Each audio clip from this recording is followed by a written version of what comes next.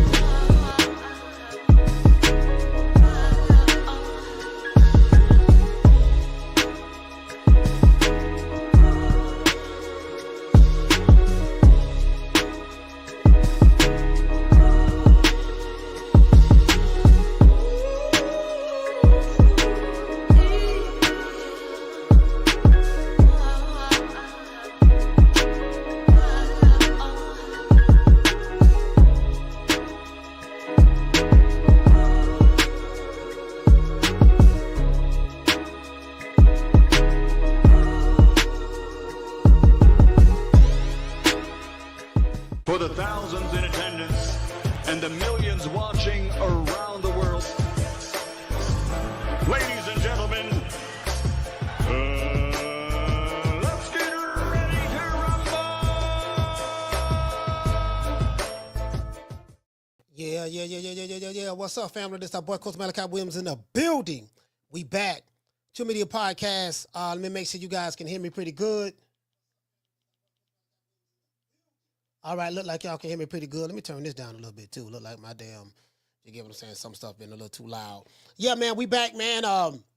We got a whole lot of boxing to talk about, a whole lot of stuff to talk about. We've been, we pretty much been doing our thing, running amok, so to speak. Sources say, you get what I'm saying?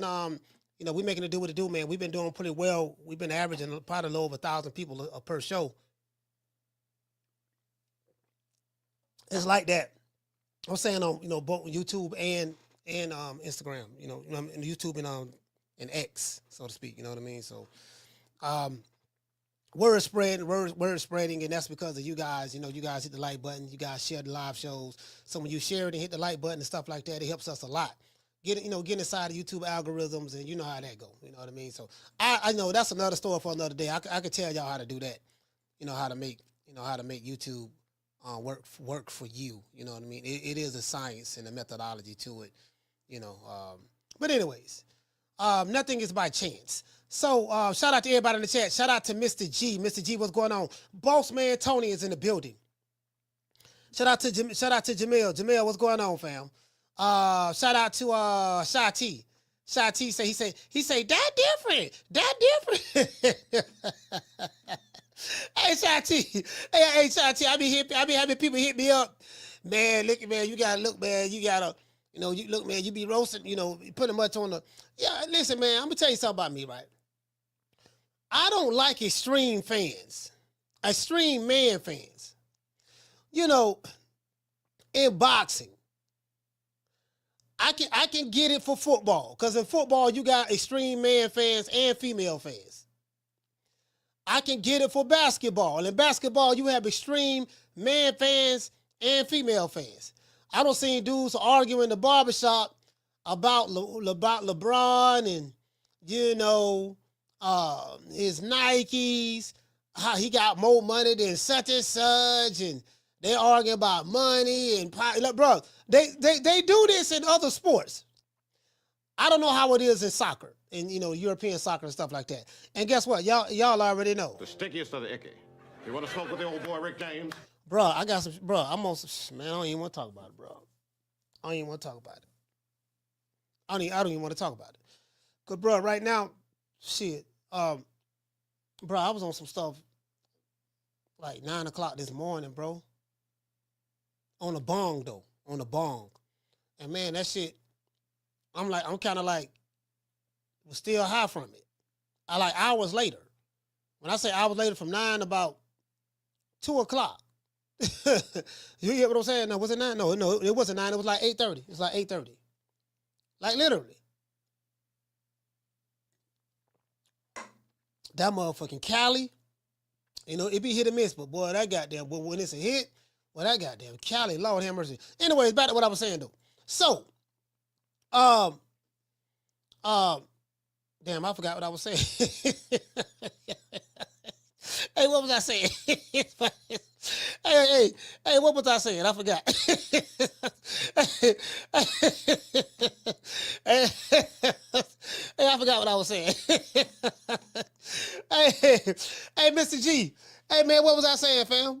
What was I saying before I interrupted myself? See, what happened here, the ADD kick in, and I go to thinking about, see, this what it be, right? When I be talking and doing these shows, sometimes just be talking, I have about 5 or 6 different things on my mind at the same time. You get what I'm saying? At the same time. Yeah. Anyways, yeah, I think I remember. I was talking about these male groupies, right? So they have them in all different sports. For me, there's no reason why it should be like that in boxing. Because it's a one-on-one sport, but however, it's more of a masculine sport. Matter of fact, boxing is the ultimate masculine sport because it's mano y mano. You throw some hands, I throw some hands. We're gonna see who the baddest man is. We're gonna fight. Whoever win the fight, that's it. That's the ultimate macho man gladiator sport. So when it's something like that, there's no need for male groupies. This is a gladiator sport. It ain't no room for the male groupiness because this is the ultimate gladiator sport. And so for me, that's why I draw the line at. I draw the line there. And I don't discriminate. I don't give a damn if it's the Mexicans. I don't give a damn if it's the Africans. I don't give a damn if it's the Puerto Ricans. I don't give a damn if it's the Dominicans, African Americans, European. I don't care. I draw the line right there. And I'm not going to compromise that. Like, damn, like, they get what I'm saying? Like, these niggas some bitches, bro. Effeminized bitches. And then they loud with it. They loud and proud with it. Like, I've never seen, these dudes are loud and proud with it on social media, fam. And I think what really gets me is these dudes in their 30s. The content creators in their 40s and 50s. When you have content creators in their 40s and 50s being male groupies for a fighter, a young fighter on top of that, it's crazy to me. It's really crazy to me. I'm never going to compromise on that. I'm never going to, you know what, dog, you need to ease up on them. Nah, fuck them. I'm never going, yeah, man, you may lose a couple. Lose them. I don't give a damn. You get what I'm saying? Because, all subscribers ain't good subscribers, and they like to say all money ain't good money and this and that, and I'm not into the appeasing. That's not me. I don't know how to do it. I don't know how to beat anybody other than myself. I've been like this all my life. I don't know how to beat nothing else. I don't know how to beat nobody else. So I might as well perfect the best version of me and continue to do what I've been doing. True. Shout out to Drumming for Life. Israel Morales. Shout out to Willie Summerlin. Salute, fam.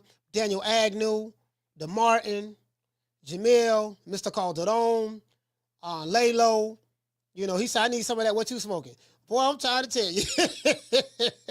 Mr. G4L. And let me tell you something.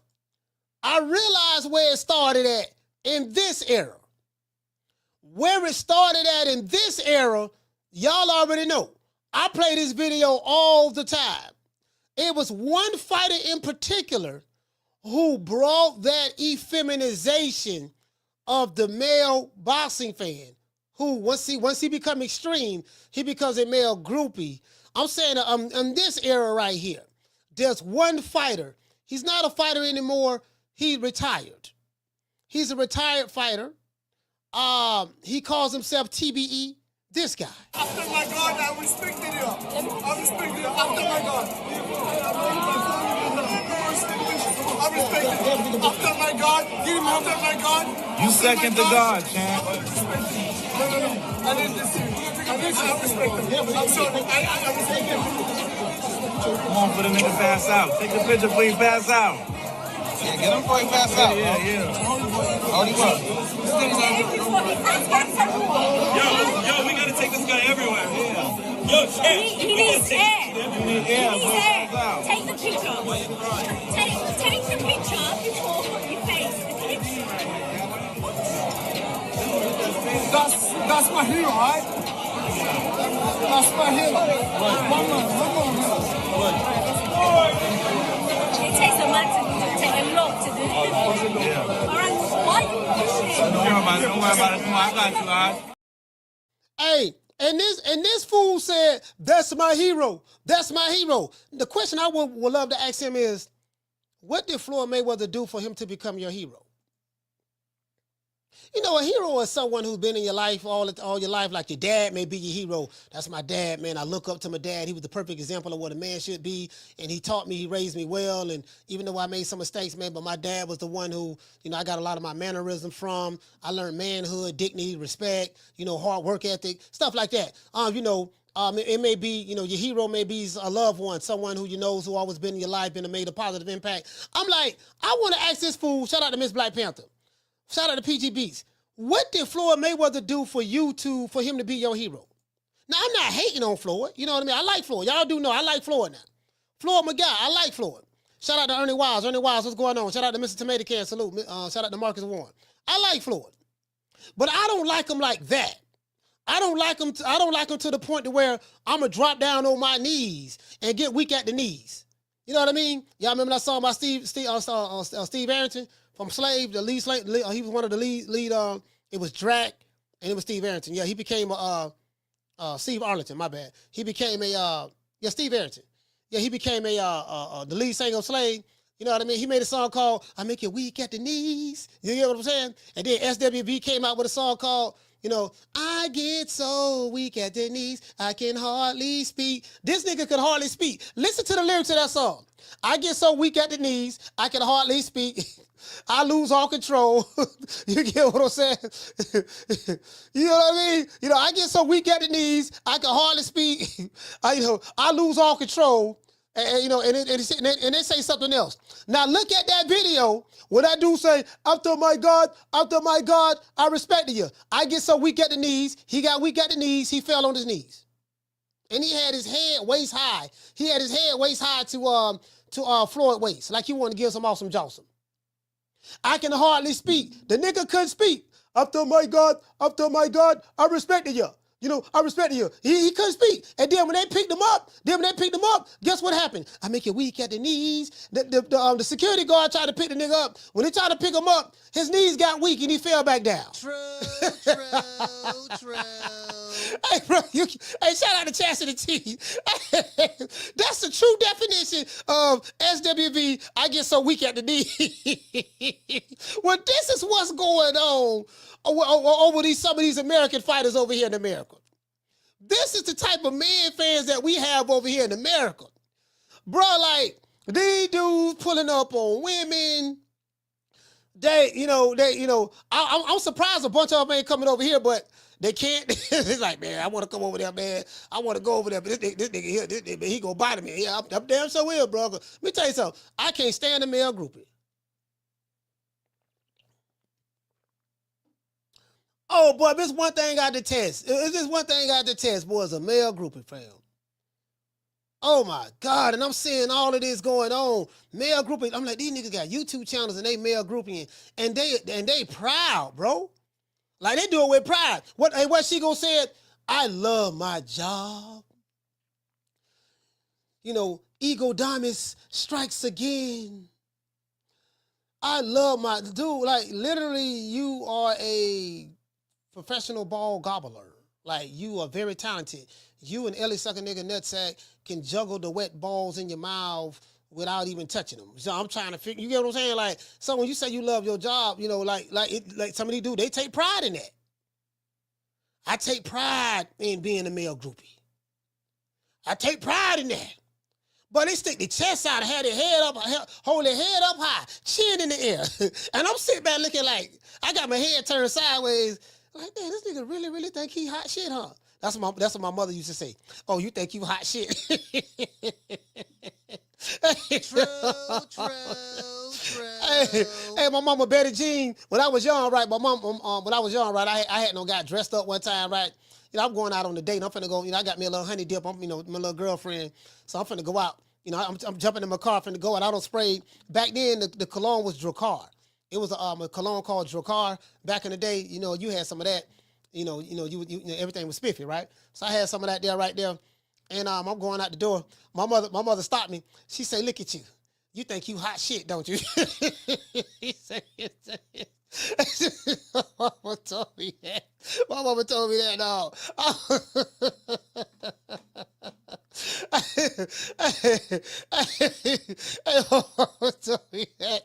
Hey, I'm trying to tell you, boy. Anyway, let's get to the show. Boy, hey, shout out to let me drop the link. Let me drop the link of this interview. Shout out to Ringside reporter, my main man, Joe Habeeb. Shout out to Joe Habeeb, Ringside reporter.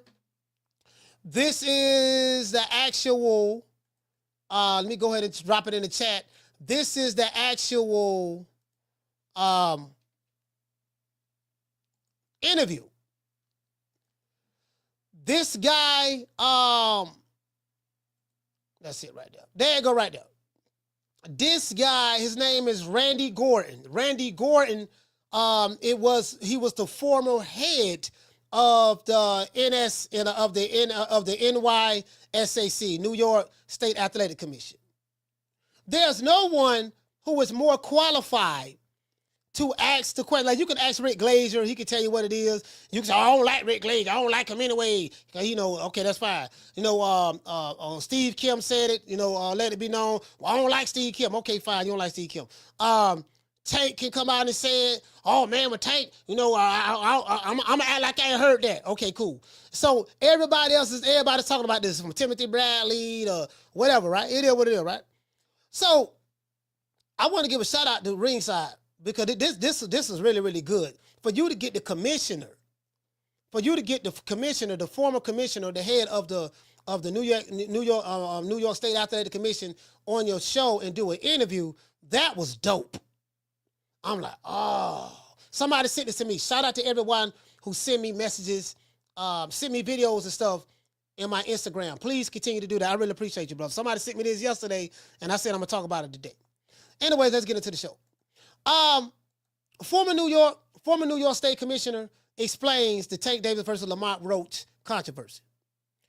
In a recent interview with Joe Habeeb of Ringside reporter, retired NYSAC Commissioner Randy Gordon explains what should have happened in the Gervonta Davis versus Lamont Roach fight.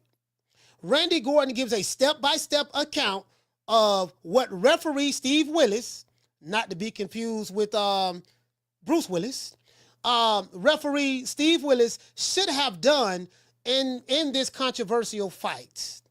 He concluded that Lamont Roach should be the WBA Lightweight Super Champion. He also confirmed that the NYSAC will probably have a result by the end of the week. Steve, Kim, and Rick Glaser have also revealed via X that Lamont Roach, I showed you guys that yesterday, and his representatives have written a letter to the New York State Athletic Commission asking them to review what happened, what transpired in the fight in the 9th round, in particularly, and to reverse the decision if in his bout against Gervonta Tank Davis.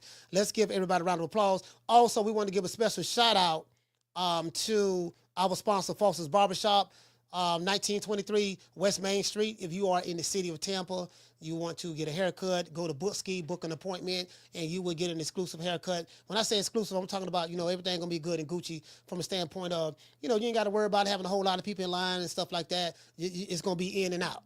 It's very, very upscale barbershop. So let's listen to the Ringside interview, and you guys tell me what do you think. Once again, our sponsor, today's show was sponsored by 1923 West Main Street, West Tampa, Florida, Foster's Barbershop. This was the first guy in the city, Mr. Foster. He passed away a few years ago. R.I.P. to Mr. Foster. But this was the first guy in the city. I learned a lot of game from this man right here, Mr. Foster. This was the first guy in the city who that ever cut my hair. When I was a kid, when I first went to the barbershop, he was the first barbershop I ever went to. Period. You know what I mean? At like 5 years old or something of that sort. So anyways, from what I can remember. But let's give our sponsor a round of applause, and let's give everybody in the chat a round of applause.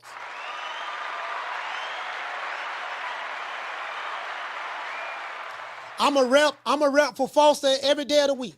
He passed away, but I'm a rep for him.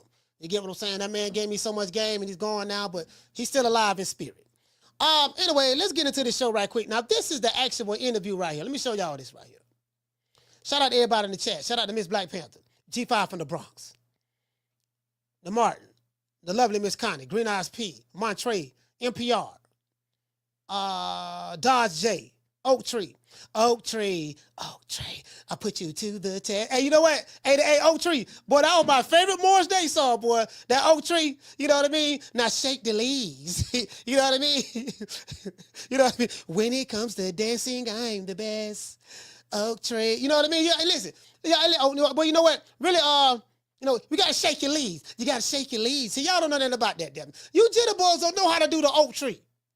If you listen, let me let you jitterbugs know something. If you at a club, if you at a club with a bunch of old folks, and you see somebody doing, if you see them doing the Oak Tree, you get what I'm saying? You know that's back in the day. True. Y'all don't know nothing about the Oak Tree, man. These jitterbugs don't know nothing about the Oak Tree. Y'all be going to the club. Y'all be going to the club looking to fight and looking to shoot somebody and this and that. Somebody step on your shoes and all that stuff there. They didn't do that back then. They just did the Oak Tree. You get what I'm saying? You get what I'm saying? They were just doing the Oak Tree, fam. That's all they were doing. Y'all don't know nothing about that. Anyways, before we get into the show, we got to say all praises due to the Most High, the Most Exalted, the greatest human being on the planet Earth. And I say this for the Haymanites, Mr. Al Heyman. Well, I guess I got to be like everybody else and sing Al Heyman. I can quit my job now, baby. 6 figures, baby. You feel me? I'm about to But a name. Do you have a name? Oh, nah, I ain't got no name, Name them names, man. They know who they is. Name them names, please. The names need to be named. They know who they is. The Mexican monster. Yeah, man, we talking about the Oak Tree, man. You jitterbugs don't know nothing about the Oak Tree, man. You dig? There's nothing that I can do. Sorry, I moved my camera. There's nothing that I can do other than just be patient, let these boys keep talking that smack, and me be who I am. Damn, phone number falling. My bad. Look. It was a whole lot. That man went through it looked like Jamel Charlo. He looked like he went through about 15 different emotions at the same time. I looked at that video about 25 times, right? I said, this man is going through about 15 different emotions at the same time. Shout out to Teach. You know what I mean? Like literally. So I wrote that nigga there. Who you think he is? DJ Quick? No, I ain't saying Kid Capri? I didn't say that. Oh, you must be Jimmy Walker.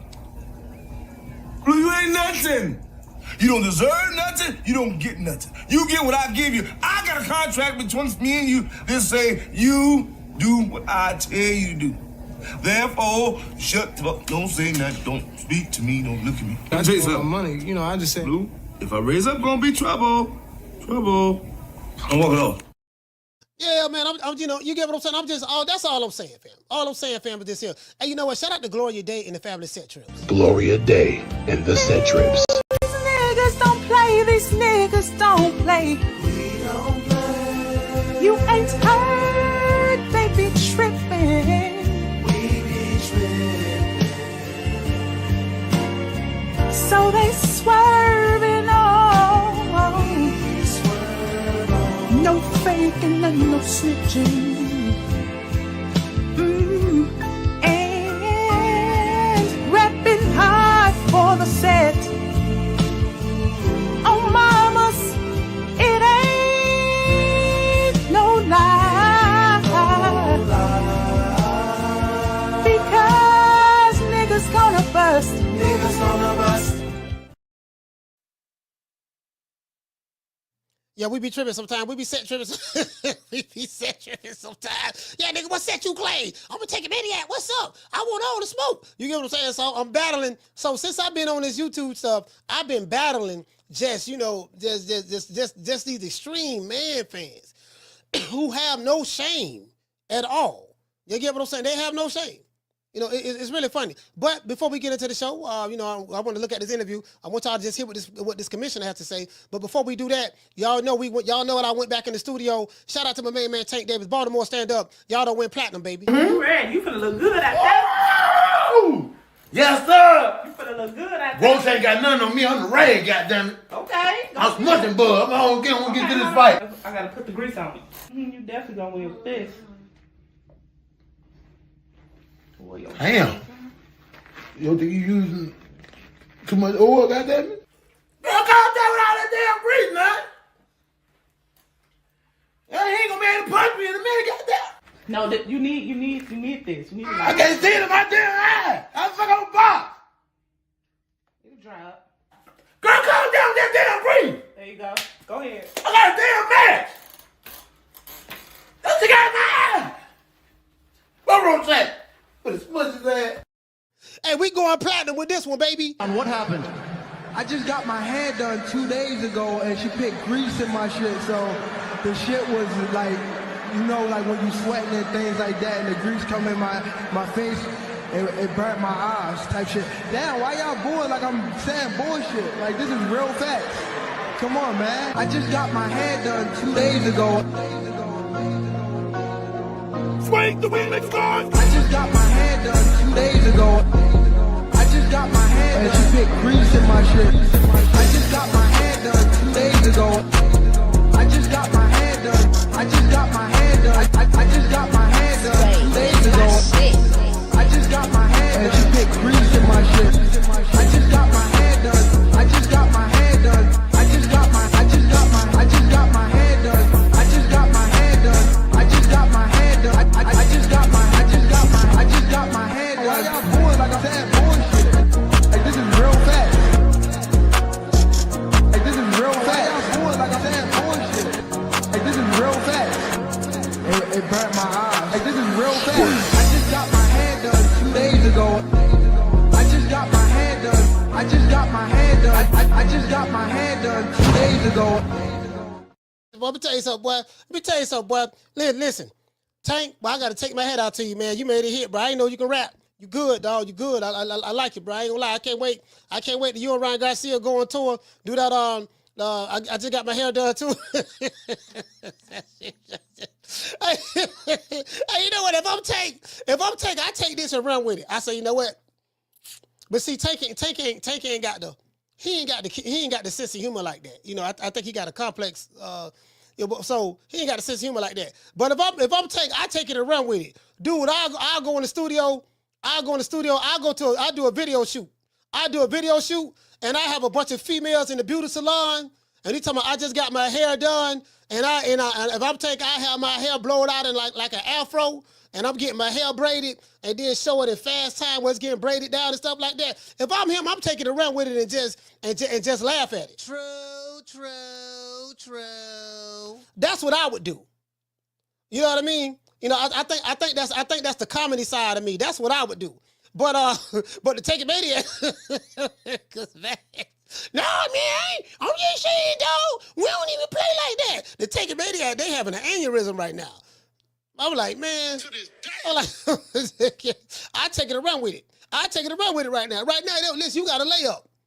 You get what I'm saying? I be like, hey, he's supposed to be doing the Dougie. I shoot a video with me doing the Dougie and everything. You get what I'm doing the Dougie. Let me take it back.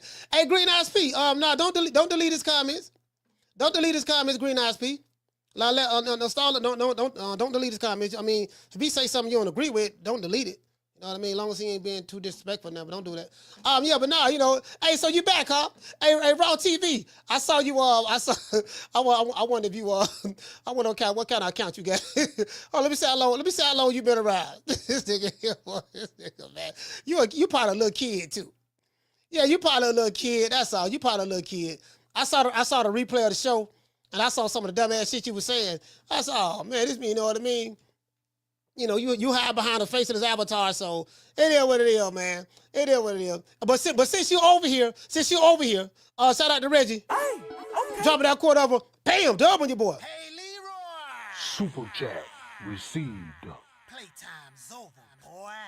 He said, Bossy Shigo and Ellie won't Tank, they clap their cheeks. Man, I'm trying to tell you, boy, sources say they'll do some strange things for a little bit of change. Down from the bar, there's a platform stage.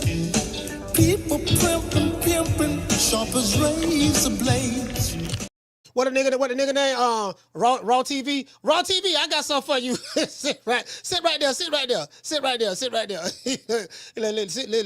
Listen, sit your whole ass right there. You is the classic definition of a taking maniac. Sit your whore ass right there. Matter of fact, let's see. We got that one there. Lord have mercy. Here you go. Listen. Here you go, boo. I just wanna rap.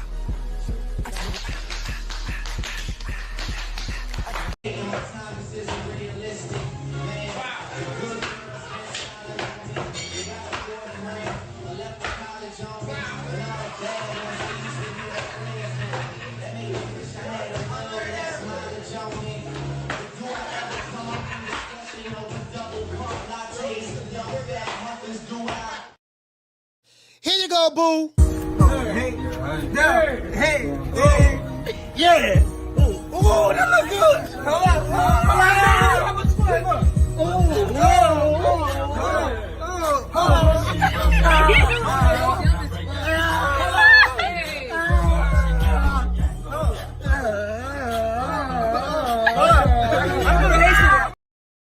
Here you go, boo. What happened? I just got my hair done 2 days ago, and she put grease in my shit, so the shit was like, you know, like when you sweating and things like that, and the grease come in my face, it burnt my eyes type shit. Damn, why y'all booing like I'm saying bullshit? Like, this is real facts. Come on, man. I just got my hair done 2 days ago. Swing the remix guard. I just got my hair done 2 days ago. I just got my hair done. And she put grease in my shit. I just got my hair done 2 days ago. I just got my hair done. I just got my hair done. I just got my hair done 2 days ago. I just got my hair done. And she put grease in my shit. I just got my hair done. I just got my hair done. I just got my hair done. I just got my hair done. I just got my hair done. I just got my hair done. Why y'all boys like I'm saying bullshit? Like, this is real facts. Like, this is real facts. Why y'all boys like I'm saying bullshit? Like, this is real facts. It burnt my eyes. Like, this is real facts. I just got my hair done 2 days ago.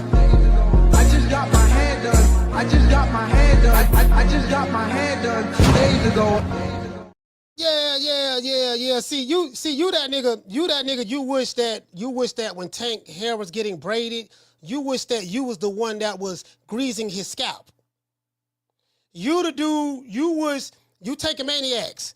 I can't stand you niggas. Since we got one in the chat, I'm gonna just go ahead and desecrate you the whole show. This entire show, I'm gonna just be disrespecting you at this point. You get what I'm saying? We gonna stall you. I'm glad you're here though. You the type of nigga, ooh, you finished braid? Yeah, I'm finished braid. Can I please put the grease in his scalp?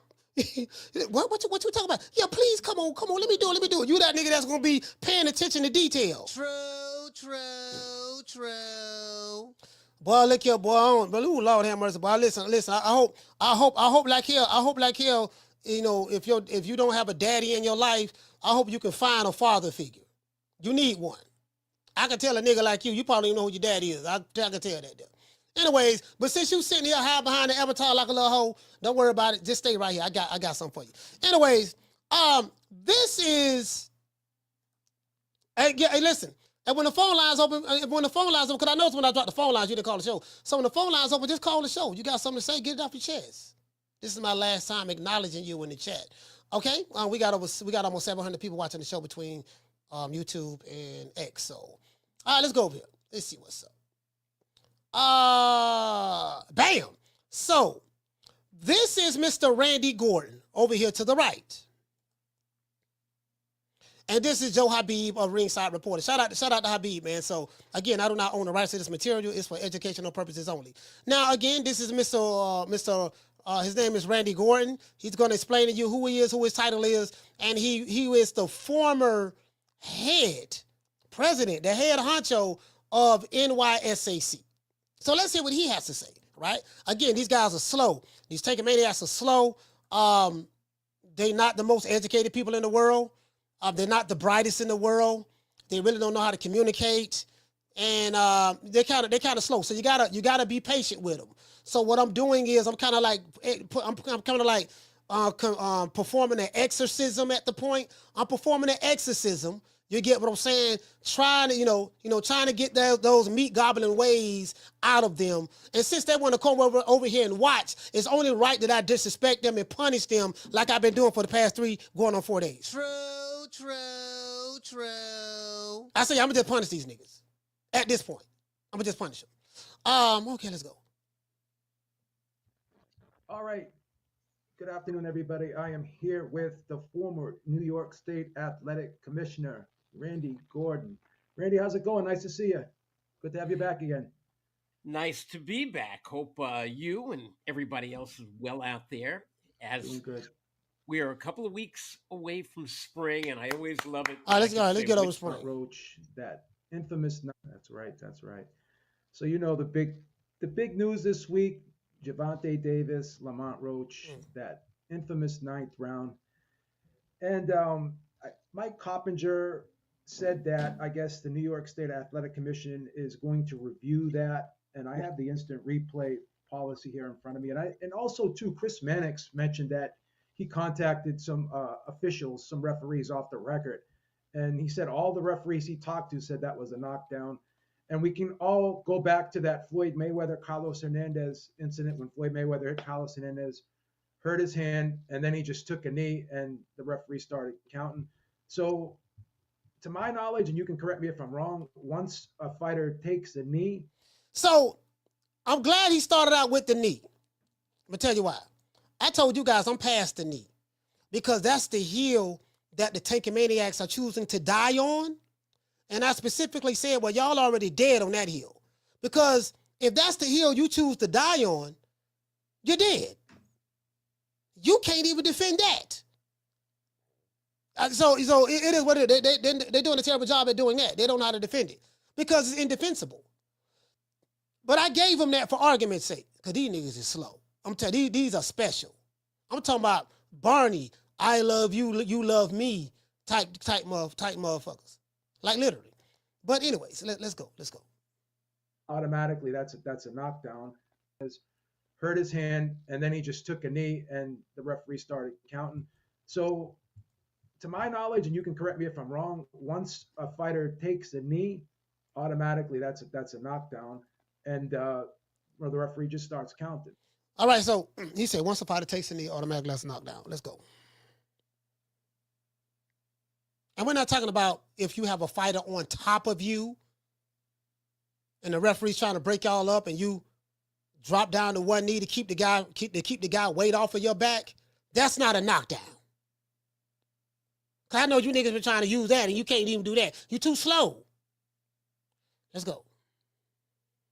So what are your thoughts on what you saw? And give me your interpretation on what you think should have happened. Okay, I happened to be there that night. I was ringside. And now, again, this is Mr. Randy Gordon. Who is Randy Gordon? Come on, take a minute. Say it with me, class. Randy Gordon is the former head of the NYSAC. Say it with me one more time, take a maniacs. Randy Gordon is the former head of the NYSAC. What does NYSAC stand for? It's an acronym for New York State Athletic Commission. Okay, thank you, Taker Maniacs, for saying that with me. Let's get a Taker Maniacs round of applause.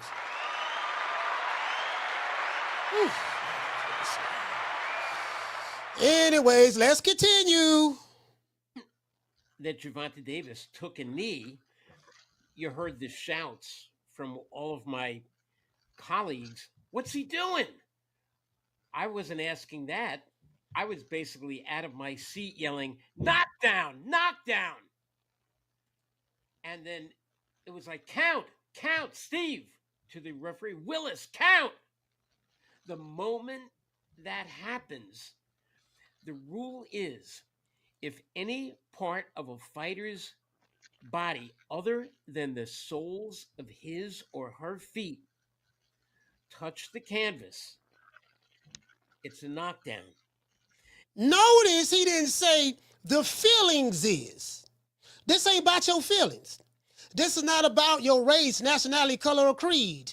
This is not about if your baby mama put you on child support. If your baby daddy got a fractured kneecap. This is not about if your pet dog has a torn Achilles heel. None of that. This ain't based on none of that. He said the rules state. That's what he said. All right, I know these niggas slow. So I gotta be. I'm gonna be patient with y'all. I don't have patience, but I'm gonna be patient with y'all. I know you slow. What's he doing? I wasn't asking that. I was basically out of my seat yelling, knockdown, knockdown. And then it was like, count, Steve, to the referee, Willis, count.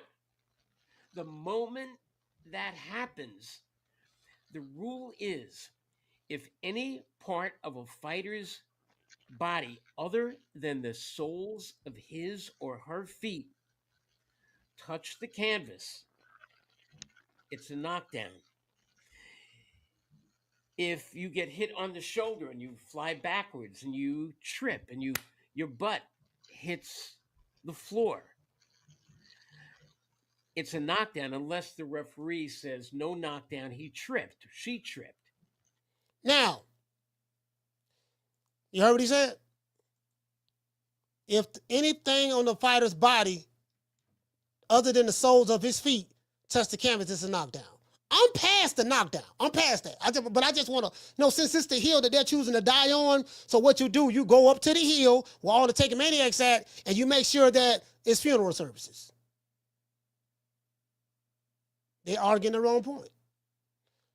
I told them to start. I said, y'all need to sit this one out. We got to sit this one out. We gotta take a maniac in there and right there right now in the chat right now. But it's cool. It's all right. I love it. I like torturing these dudes. I love torturing them. It's kind of like a guilty pleasure of mine to be very disrespectful to male groupies. It's a guilty pleasure of mine. I find joy in it, to be honest with you. You know what I mean? So I really find joy in it. And I love it. I love it. I love disrespecting these male groups. I love making them look. I mean, it's kind of hard for me to make them look stupid because they already look stupid. But I find joy in making them look stupider. Stupider is not a word, but we gonna make that up today. Stupider. True. I know it's dumber, but I'm choosing to use the Ebonic. I'm choosing to use the Ebonic version today. Stupider. Anyways, let's continue. But in this case, he turned around, took a knee. First, he actually looked at the referee. As if he was going to say, he looked at the ref, looked to his left, then he turned to his right and took a knee, then got up. He said, first he looked to the ref. We had no peep that already. He looked to the ref. Ooh. Looked at the ref. I think he got hit by Lamont Roach. Ooh. Raggy. He looked to the ref. Raggy. Swoopy shack. Pew! Well, then he went over to the corner. Hold on, let's say that again. If you get hit on the shoulder and you fly backwards and you trip and your butt hits the floor, it's a knockdown unless the referee says no knockdown, he tripped, she tripped. Okay, the question I have, listen, I told you Taking Maniacs, like, dude, you're going to die on this hill. The man, the head of the commission, retired, just said that any part of your body touches the mat other than the soles of your feet, the rule is it's a knockdown. And now in this case, Tank got hit in the right eye with the jab. It was a 3-punch sequence. Right hook that grazed him and a double jab. Half step back, look at the ref, take the knee. So the rule is if you do that, that's an automatic knockdown. Doesn't matter if it was a hard punch. Doesn't matter if, well, he really wasn't hurt or none of that. You know, he wasn't hurt. That punch ain't hurt him. That doesn't matter. The rule is, it's very explained, because some of you niggas got a problem with rules. Okay? And then he said the only way that, hold on, let me make sure I get this right. Hits the floor. It's a knockdown unless the referee says no knockdown. He tripped. Okay, so let me ask y'all a question. Not you, Errol Sexton. You are taking maniacs. He said the only way it's not a knockdown is if the referee wave it and says it's no knockdown. So I told y'all y'all gonna die on this hill. Y'all finna die on this hill today. Was there any point so now that you know the rules, if you was to get hit or whatever, or you go back any part of your body other than the soles of your feet, unless you trip. Because if you trip, then the referee will be like, okay, yeah, he fell, but he tripped, no knockdown. You see that all the time. You'll see a fighter, may feet get tangled up, another fighter fall, and the referee be like, no, he'll do like this, here, no knockdown, have the other guy get up, rub his gloves, and commits to fighting. Did Steve Willis do that? Taking maniacs. Because you say that wasn't no knockdown. Okay, cool, no problem. Okay, so the only way it can be declared not a knockdown, the referee will have to declare it's not a knockdown by waving it off and saying no knockdown. Did the referee do that?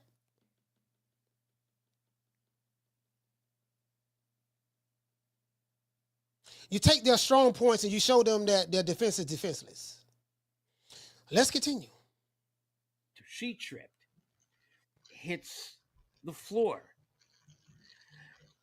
It's a knockdown unless the referee says no knockdown, he tripped, she tripped. But in this case, he turned around, took a knee. First, he actually looked at the referee as if he was going to say, he looked at the ref, looked to his left, then he turned to his right and took a knee, then got up. But by the time as soon as he hit the knee, the referee appeared to make a down. The referee is supposed to point to the floor, down, knockdown. And at that point, the referee is supposed to pick up the count and from the knockdown timekeeper. Now, I gotta say this. Take maniacs. This guy, his name is, and I know you guys are slow, so I gotta say it slow for you. This for the take maniacs. Because I know y'all slow. This guy named is Randy Gordon. Randy Gordon was the former head of the NYSAC. True. You take maniacs to that special. I have to talk to y'all like this. Let's go. Taught that whenever somebody goes down, you watch the person who goes down, and the second they hit the floor, you begin. They hit the floor. 1, 2. The referee will direct the other person to a neutral corner, look at the timekeeper, who's now 3, 4, and they pick up that count. Did Steve Willis do that? Of course he did. The nigga went to counting. And the only time you count in a fight if you're a referee is if you score something a knockdown. So he scored a knockdown. This is the hill you want to die on, so go ahead and die on this hill. He scored a knockdown, and then he started counting, and then he stopped counting. Let's continue. I don't remember hearing anything from a knockdown timekeeper, but I kind of recall, and I think the films will show Steve Willis making a call of a knockdown, but then he didn't count. He should have taken it upon himself to start counting and then stay right with Gervonta Davis, tell the guy from the corner, get down, which, by the way, again is against the rules. So he said the rule is if any part of your body touches the canvas, it's other than the soles of your feet, when in combat, it's a knockdown. Unless, the only time it's not a knockdown, unless the referee says no knockdown, he waves it. You see that happen all the time. So in this sequence, that didn't happen. So that's one mistake. Then he acknowledges it's a knockdown, tells the fighter to go to a neutral corner, which is Lamont Roach, then turns around, looks at the timekeeper, and he picks up the count at 2. Acknowledging that it was a knockdown. I.e., why would he be counting in the first place? You got to break that down for these taking maniacs. No corner person is allowed to step up on the ring, get into the ring, or even reach through the ropes, which they did. That is a disqualification. All right, okay, let's stop right there. Now, I told y'all for the past 3 days, I say I'm past the knee. I'm going to give y'all that. The reason why I'm giving y'all that, because I was going to come back and bury you on that heel. So I'm hitting you with the most egregious thing that happened. You didn't have an argument for that. I haven't had a take a maniac call the show and have an argument for that. They ain't got no argument. So now I don't establish that. Let's go on over here and fight the battle on the thing that they're arguing about. The knee. You just got bodied on that from the commissioner. There's no way around that. It was Willis never established that it wasn't a knockdown. He established that it was a knockdown, told the fighter to go to a neutral corner. This is what y'all been arguing about, so I'm finna bury you on your own shit you're arguing about. And then he picked up the count at 2, after looking at picking up the count from the ringside counter. Case closed, is done. We ain't got to do no more. I ain't got to say no more. But that's one. 2, the man just told you. Matter of fact, let me let him say it again. Let's go. And I think the films will show Steve Willis making a call of a knockdown, but then he didn't count. He should have taken it upon himself to start counting and then stay right with Gervonta Davis, tell the guy from the corner, get down, which, by the way, again is against the rules because... Tell the guy from the corner to get down, which is Calvin Ford. He say, which is again.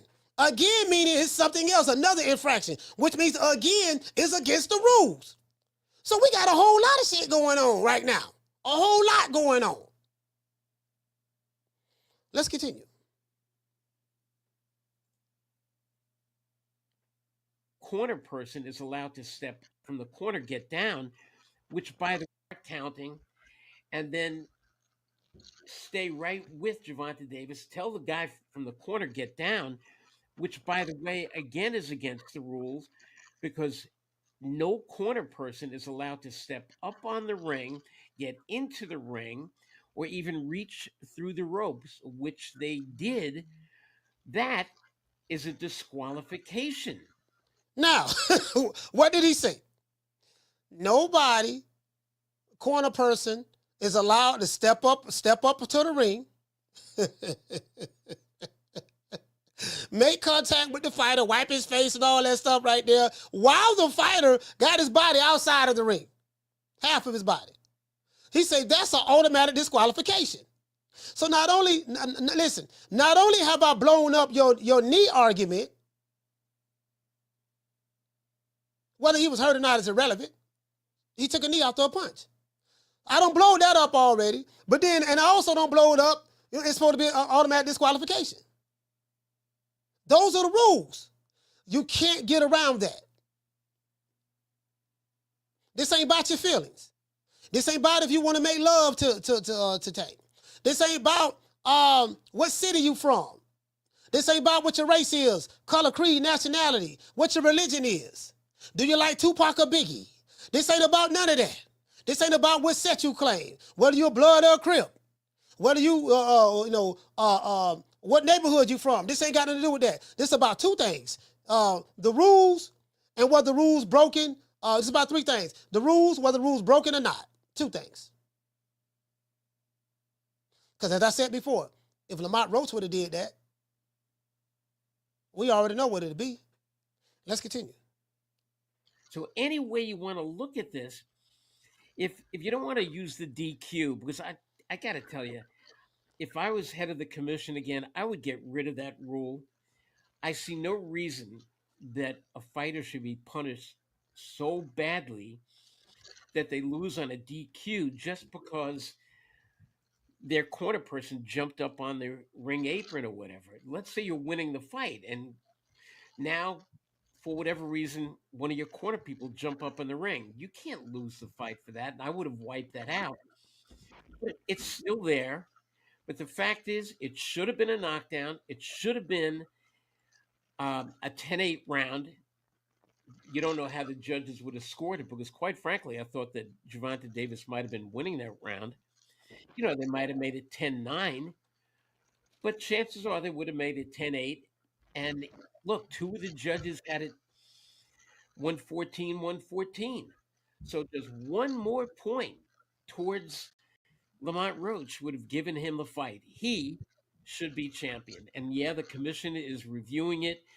And I have a feeling before this week comes to an end, they are going to have a result. And I don't think the result is going to stay a draw. Now, now, I don't believe in consecutive coincidences. This is so coincidental, and it was a coincidence that the referee missed this. We talking about Steve Willis. How many years have Steve Willis been a referee? This man is a pro. He's been involved in multiple championship fights. He's not new to this. He's true to this. He's been doing this a long time. What's the chances of a coincidence of this magnitude? Just so many things. The perfect storm happened.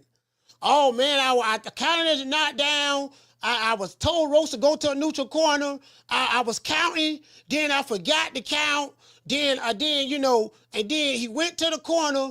Then he stuck his head outside of the ring. Then his trainer came up and wiped his face. I protocol to knockdown, I didn't do that. I protocol to disqualification, I didn't do that. Then I was asking him what was going on. I would count, but he told me to stop counting. Then I thought about that check. I would give him Al Heyman. Now I'm saying, okay, that might be wise to stop the count. So, what's the chances of just coincidentally, just all of these accidents just happening all at the same time?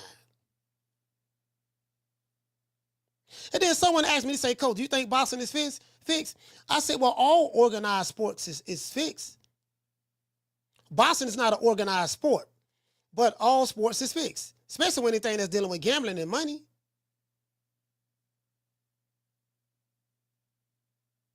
So, did Gervonta Tank Davis have anything to do as it relates to what the referee should have done or whatever in that fight? I would think not. Well, he did tell the referee to stop counting. He did tell him that. He did say, hey, man, what you doing? Huh? What you talking about, Tank? Yeah, man, what you counting for? And then too, I kind of want to give Steve Willis a pass. I'm gonna tell you why. And I like Steve Willis. He's one of my favorite referees. I kind of want to give him a pass because he cockeyed. You get what I'm saying? I kind of want to give him a pass because he cockeyed. And I've never been cockeyed before, so I really don't know what he was experiencing at that moment. Because if you got one eye looking over here to the left, and you got another eye looking over there to the right, you get what I'm saying? It's kind of hard to see what's going on in the middle. You dig? True. Hey, Ali. You get what I'm saying? Like we got to take that into consideration. We have to be a little bit more sympathetic to the ref. That's all I'm saying, Ali. We got to be a little bit more sympathetic to the ref. I got to take his feelings into consideration too. You get what I'm saying? So that's all I'm saying. We gotta stall him out. We got to stall him out on this one here. One eye looking to the left, the other eye looking to the right, and the action is going on in the middle. So if everything is going on in the middle, in order for him to see what's going on, he's going to have to tilt to the left a little bit so that eye can catch it, the cockeyed eye to the left, or he gonna have to tip to the right a little bit so the cockeyed eye to the right can catch it. But if it's in the middle, it's kind of hard to see because both eyes look in different directions. You dig? True. So we gonna charge that to the game. Let's continue though. We gonna charge that to the game. Let's continue. Now somebody told me to go to the 25-minute mark. I haven't heard this part yet. We gotta charge that to the game. You know, that's one of my favorite referees, so I don't wanna be too hard on him. No Diddy. I don't wanna be too hard on the brother. No Diddy. You get what I'm saying? You know, he one of my favorite refs, so I'm gonna stall him out. I think I'm gonna stall him out. Hey, shout out to Shy T. I'm gonna stall him out on this one. He gonna stall him.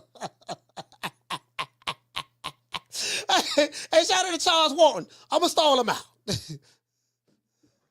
The decision stands, they'll accept that. And I think if they say and Lamont Roach is now recognized as champion, and start telling me what the rules are. Oh, let's go right here. Going to win this battle. I mean, yeah. And it's going to be the media and me against you. Who do you think is going to win this battle? I mean, don't play this game. Don't come into my backyard and start telling me what the rules are. I know what the rules are in a fight. I've interviewed everybody possible, and here's what I'm going to do, and this will be my decision with or without you. So the WBA, if it does get overturned and Lamont Roach is now recognized as champion, I don't think the WBA has any recourse except to say we are accepting the decision of the New York State Athletic Commission. If they say the decision stands, they'll accept that. And I think if they say the decision is a no contest or no decision, I think they'll accept that too. Yeah. Let me read the rule here at the bottom. It says, because this is the instant replay policy right from the New York State Athletic Commission, and it says, nothing in this policy shall restrict the commission's authority to review video evidence to determine the correct outcome after the final official score of a bout has been announced in the ring. So it says they have the ability to determine the correct outcome. Now, that, to me, indicates that it's possible that they could go above the no contest and reverse the decision and give it to Lamont Roach. That's how I interpret it. How would you interpret that? Am I fair in my assessment after reading that? Yes, I hear it the same way. But again, I think it all comes down to that ninth round and how you deal with that ninth round. Yeah. And how the judges all viewed that ninth round. Yeah. And whether they scored a 10-9 for Gervonta Davis, whether they scored a 10-9 for Lamont Roach, or if it was a knockdown, would they have made it 10-8? Can you do that? See, this shit ain't that complicated. Whole lot of it ain't. Shout out to Mr. Randy Gordon.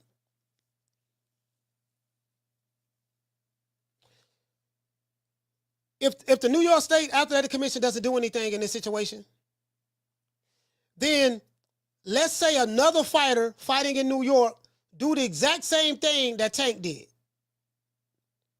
Take a knee, get up, go to his corner, stick his head through the ropes, and make contact with his trainer.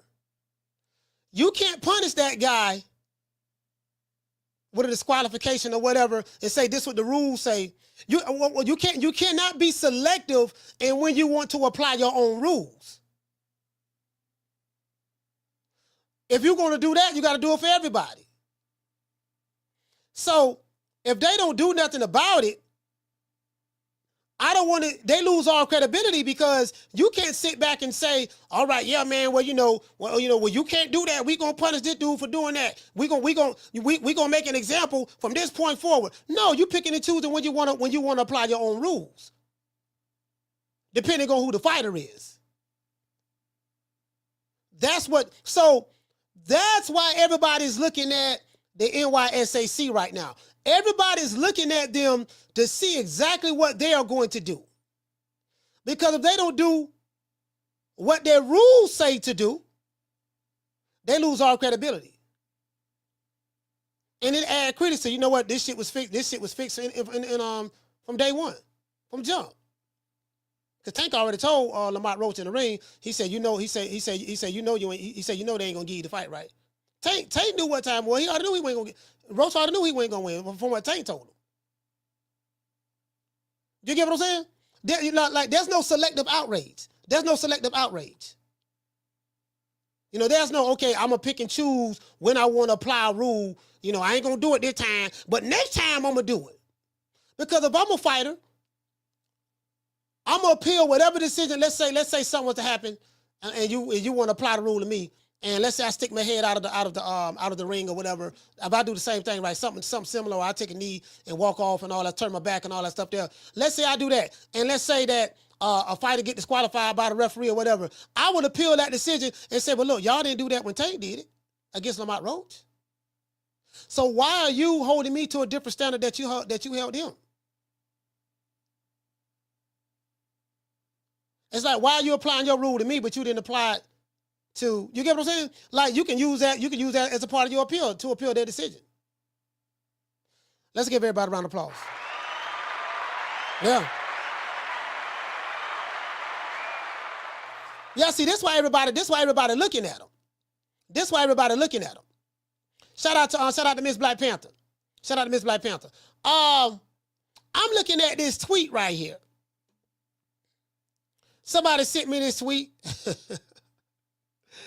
Oh boy, listen, I ain't gonna. I love social media. I do. I love social media. Oh man, social media is this sister right here. I think her name is LaShonda. Shout out to LaShonda. Now I don't have anything bad to say about LaShonda. The reason her name is LaShondra. LaShondra. Okay. Y'all go follow LaShondra. She's on X. I don't know who she is. She has Gervonta Davis as her background. I have no problem with that. Her name is LaShondra.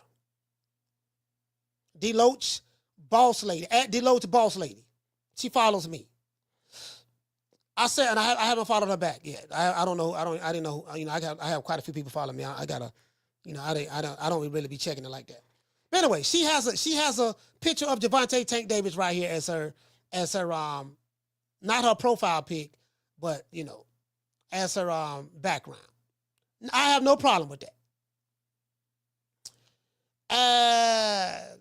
She's riding for Tank. Nothing wrong with that. Nothing wrong with that. She got what Tank said. The rematch can be soon too. This and that. Yada yada yada yada. Tank versus Shakur, let's go. All the talking is over. Okay. Right here, she said, y'all not going to talk about Antoine Russell, and that was a good fight. That's how I know Tank legendary. Y'all he said, y'all need to stop hating on him. Russell did his thing too. He need to fight Pitbull. So what she tried to do, we know Russell did his thing, but she tried to pull people off on man so we can focus on Russell. She cares nothing about Russell. I'm pretty sure of that right now, but the news ain't good for her man, so I get that, but I ain't got no problem with that. I ain't got no problem with that. No problem with that at all. What'd she say? Right here, LaShondra says, Tank versus Roach was a setup. Tank wasn't focused. He was playing around in the ring because they friends. I know they was going to run that fight back because Tank don't want to fight nobody else. He ready to retire. So she said Tank don't want to fight nobody else. She said a whole lot. Shout out to LaShondra. And she said that Tank was just playing. He was playing. You know.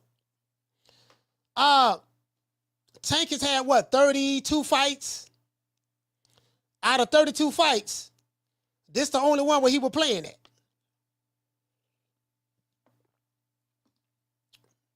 She said he was playing. Shout out to my sister, LaShondra. I'm not going to say anything disparaging about this sister because she's a woman. She loves Tank. There's nothing wrong with that.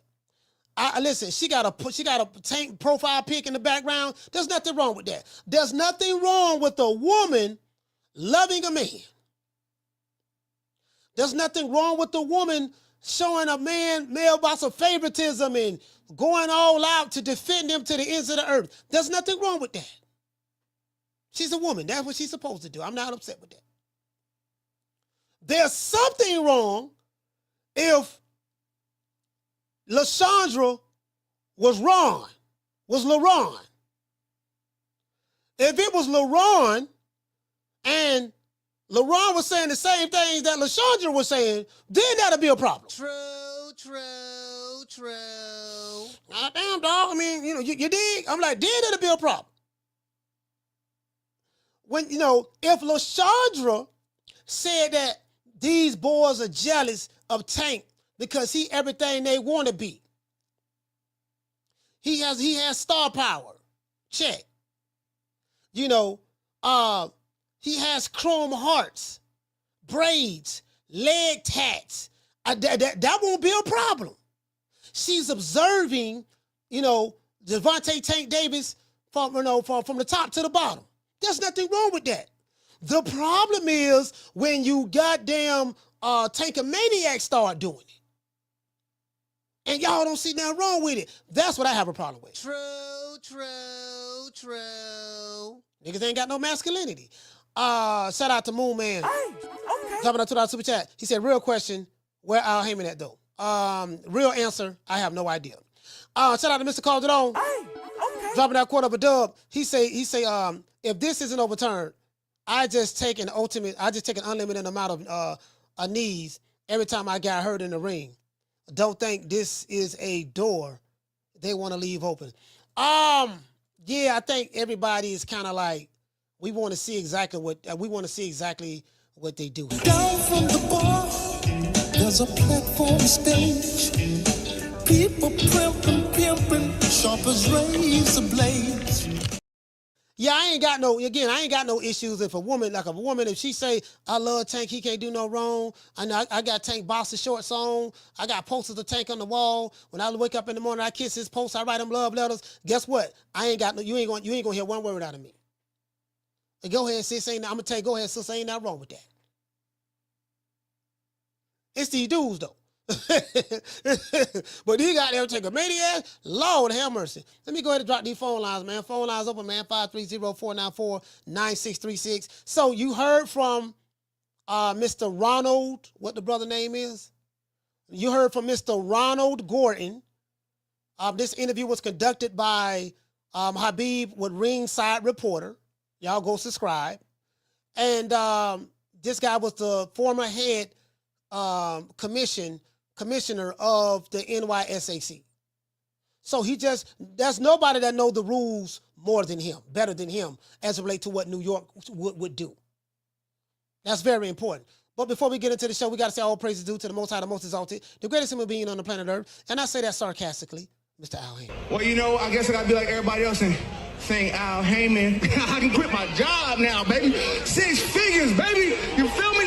But a name. Do you have a name?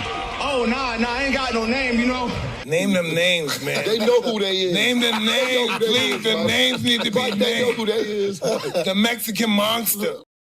Yeah, man, it is what it is, man. And shout out to everybody, man, because what we gonna do like this here, and shout out to Tank Davis, this and that. Shout out to Lamont Roach. DC stand up, Baltimore stand up. It is what it is. Phone lines is open, and where is there we go. You want to talk some shit? Call me. Start some shit, bitch. Sup, fool? You gonna talk shit about me, homie? Where you from? Hundreds of niggas is waiting for your motherfucking call, and they all talking shit about you right now. Call the coach at 530-494-9636. We waiting on your bitch ass. 530-494-9636. There you go, fam. Raw TV. Call the show. The coach is waiting on you. Shout out to Bless. Bless say 6 figures, baby. Hey, Bless, 6 figures. Shout out to Miss Connie. Shout out to Miss Connie. Yeah, man. Oak Tree in the building. We doing the Oak Tree. Oak Tree, I put you to the test.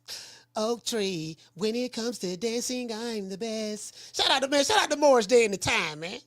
You know what I mean? Jelly Bean, Jerome, bring me my mirror, Jerome. You know what I mean? Bring me my mirror. You know what I mean? Yeah, man. You know, every time, hold on. Carla, hold on. Every time I look in the mirror, it just tells me something that I already know. Hey, what's up? Hey, bro, listen, bro. I was on that Morris Day in the time, hard back in the day, but I was legit, no Diddy. Listen, he said, every time I look in the mirror, it just tells me something that I already know. I'm so cool. Every time I look in the mirror, it just tells me something I already know, dog. You dig? Carla, what's your name? Where you calling from? Martin from Oakland. Martin, talk to me. Yeah, Coach. The only issue I have with what Randy Gordon said, or whatever his name is when he said that the commission could change it to a no contest. How the fuck is that any different than a draw? At least a draw, you could say, hey, it was that motherfucking close to where I should have got my hand raised. A no contest just basically means like the fight didn't even happen, like that Devin Haney bullshit. Yeah, that's the only problem I have with it. You know what I mean? What justice is that? Is that for Lamont Roach? You know what I mean? Yeah, that's crazy. That's crazy. You're saying you say in the interview that sticking the head out of the ring and making contact with the trainer, that's automatic disqualification. So if you can't say that in the interview, have that as a rule, but then come back and contradict yourself and say, yeah, you know what? Well, they could just make it a no contest. Like you said, where's the justice there for Lamont Roach? I totally agree with that. Exactly. But that's all I got, Coach. Absolute, fam.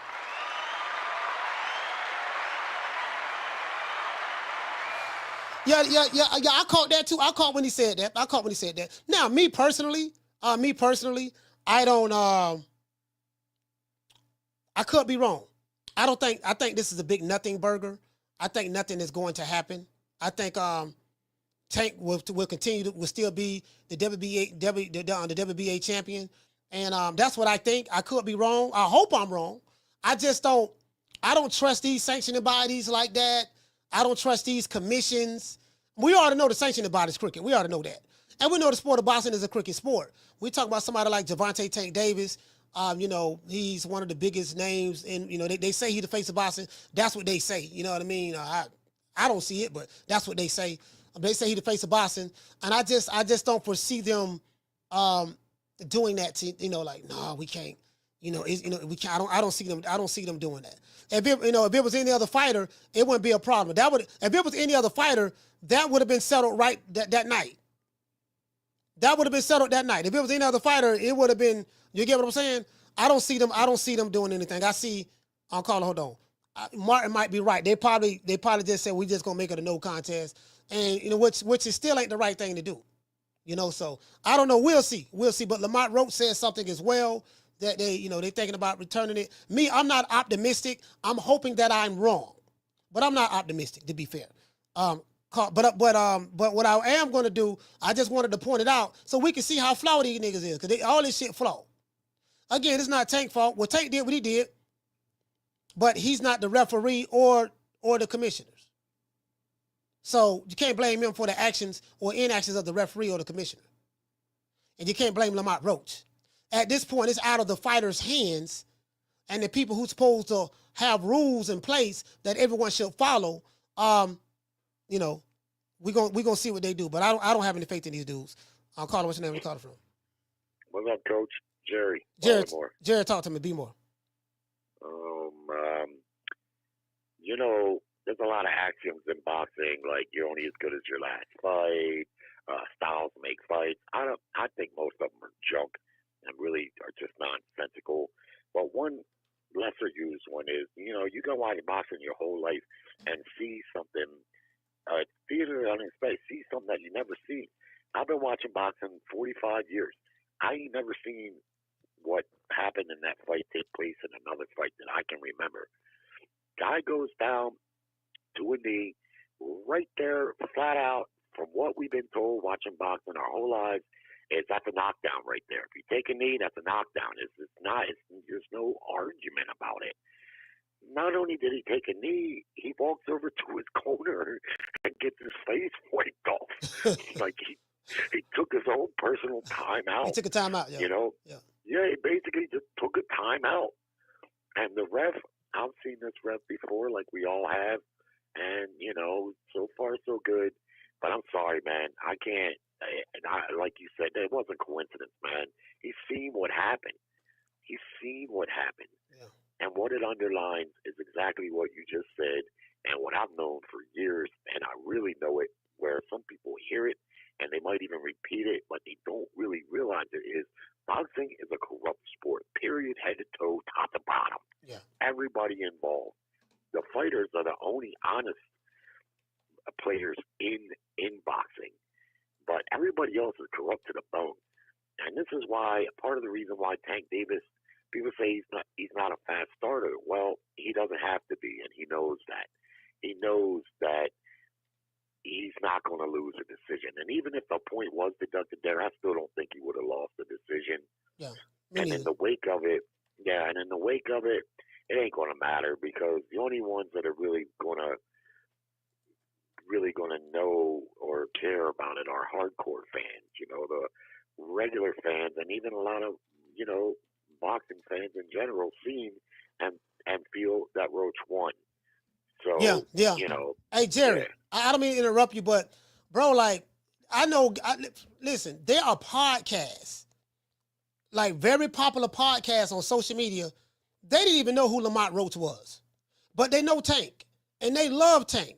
I'm talking about big podcast, big urban podcasts who they Tank. Tank can't do no wrong in their eyes. And those pro-Tank fan podcasts, they are even saying, man, he lost that fight, man. Lamont Roach won. That's what happened. So they just, again, they have no reason to, you know, say Tank. Again, they love Tank. Lamont Roach was a 21-1 underdog.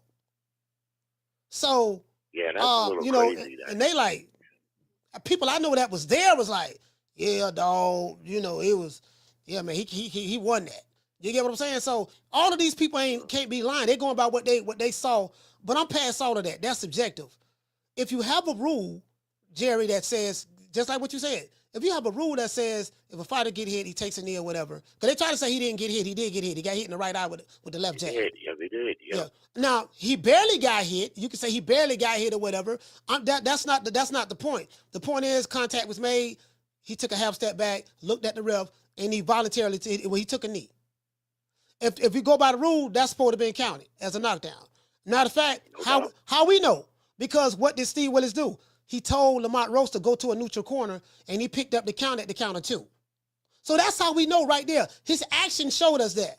But then he go a step further, stick his body halfway out of the ring. His trainer comes up, walks up the stairs, and wipe his face. So you take a timeout and just stop action in the middle of the fight, and then come back and y'all proceed to fight like nothing ever happened. Like, that's just too coincidental. All these things just happened, and the referee just blundered this. A guy who's been refereeing since Jesus was born. Yeah, man, the part where he goes out there and gets his face wiped off, I mean, that's unheard of. Yeah. It would have been the same, like, let's say when Davis fought Gamboa, and Gamboa's shoe fell apart or he blew his ankle, if he just went to his corner and said, here, fix this. Now, hold on a second, everybody. I'm going to get my trainer to fix this shoe. You can't do shit like that. There are no timeouts in boxing. And we know this. Now, I will say that I didn't buy the fight. I boycotted this one. I bought all of his other pay-per-views. I'm a Tank Davis fan. I wound up watching a shitty replay of it on YouTube. And I must say, after a few days of hearing about it, I didn't see it as – I thought Roach won. Yes, definitely. But I didn't see it as no type of blowout or nothing. I thought it was kind of close because – the first 6 rounds were so void of action that they were very, very hard to score. Very hard to score. I agree. So, I agree with that. Yeah. So I thought Roach won. He you know, him being a 20-1 underdog is a bit outrageous to me. I hadn't seen Roach myself prior to this fight, but I did go check him out on YouTube, and I've seen a solid fighter. I expected Tank to stop him in the second half like he usually does, and it didn't happen. Roach stayed very composed and disciplined, and he deserved to get the victory. But, you know, in a backhanded kind of way, and you just read one of your chats, a female pointed out, this gives Tank another fight where he can avoid any of the other guys that we talk about him fighting.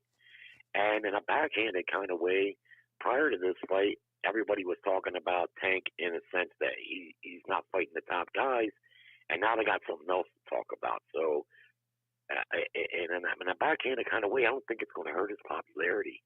No. The reality is haters pay too, you know. No, I mean, it's not. I mean, he has a strong enough fan base to where, as I said before, Tank Davis is the only fighter on the planet Earth. I would even say more so than, maybe even more so than the Canelo at this point. But he's the only fighter, but especially in America, but I was going to say on the planet Earth, he can literally fight Papa Smurf. He can fight me and you.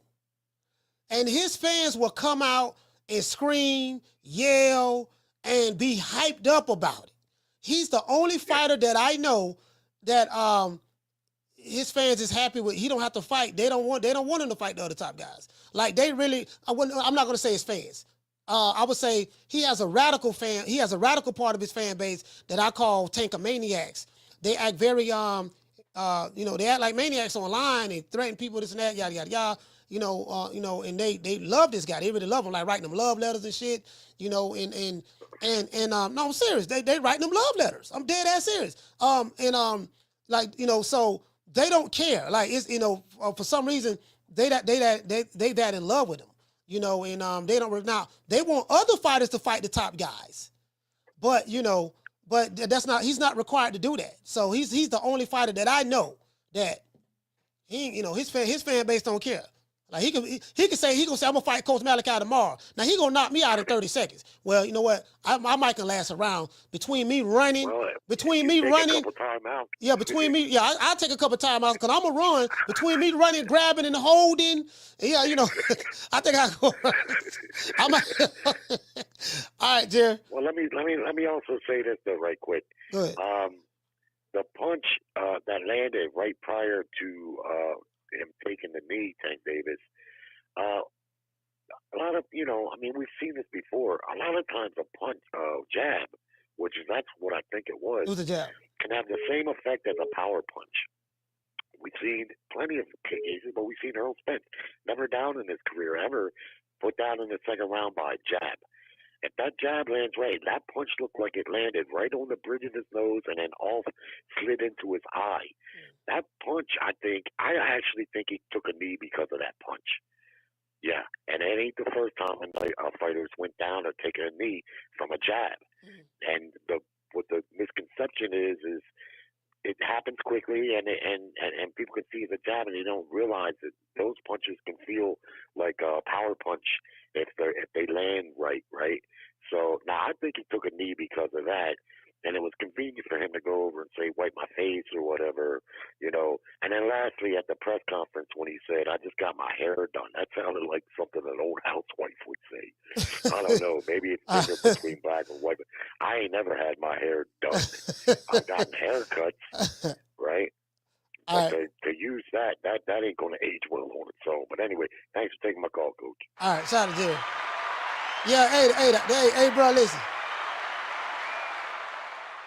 I just got my hair done. I just got my hair done. That right there, bro, that was the worst thing. Like Tank said he didn't want to become a meme. I think he did say that. Yeah, I don't want to become a meme on the internet, get knocked out or whatever, and people make. Bro, you became a meme. Carla, hold on. You became a meme based on what you said. Now I see why Floyd Mayweather used to talk for you. Now I see why Booger Ray Leonard used to talk for you. You know, when they used to ask you, when they used to ask Tank a question, when he was signed to Mayweather Promotions, and Floyd be like, I answer that. Well, like I said before, you know, Tank, you know, if they say Tank ain't fight nobody, well, why they worry about Tank? They need to go fight each other. Why y'all worry about Tank? If Tank ain't fight nobody, then why do you want to fight him then? Leave Tank alone. Like, now I see why Booger Ray Leonard and Floyd used to speak for you. I see why now. Caller, what's your name? You calling from? Jamie from New York. Jamie, talk to me. Coach, real quick, man. Jerry just said something that made me think about this. Coach, let me ask you. When he went down, right? When he took that knee, what was the eye he was complaining about? He didn't say which eye. He said it was the right eye. It was the right eye. Yeah, it was the right eye. It was the right eye, but I didn't hear him specify his right eye. No, he didn't say it, but we saw. But what I'm going with this is this. When he comes back to the ring from his corner, he signals at the referee twice. He touches his left eye. Yeah, I guess he's telling him something about his eye, but I'm thinking he was probably hurt. It didn't seem like it was a hard punch, but he still went down. But when he comes out, he's complaining about his left eye. I'm like, which one is it? So I'm beginning to believe, think that he was hurt, Coach. But listen, Showbiz the Adult put a video out there, Coach. I don't know where he got this information from, but he said, and it was clear, that it's on the WBA website. About that knockdown, they're not changing shit. You feel me? The WBA's been around a long time, bro, but they're crooks. They're crooks, man. They change the rules. Again, they're showing favoritism for one fighter, Coach. You know? Listen, the IBF, Coach, is the one that I respect most, and I'll tell you why. They don't give a fuck who you are. They're quick to strip you. They did it to Canelo. They did it to Crawford. They did it to Usyk. When they say they're gonna strip you, they'll do it. Yeah. I think Usyk ended up dropping it. But you're right. But you're right. They was gonna strip him if he didn't fight the mandatory. You're right about that.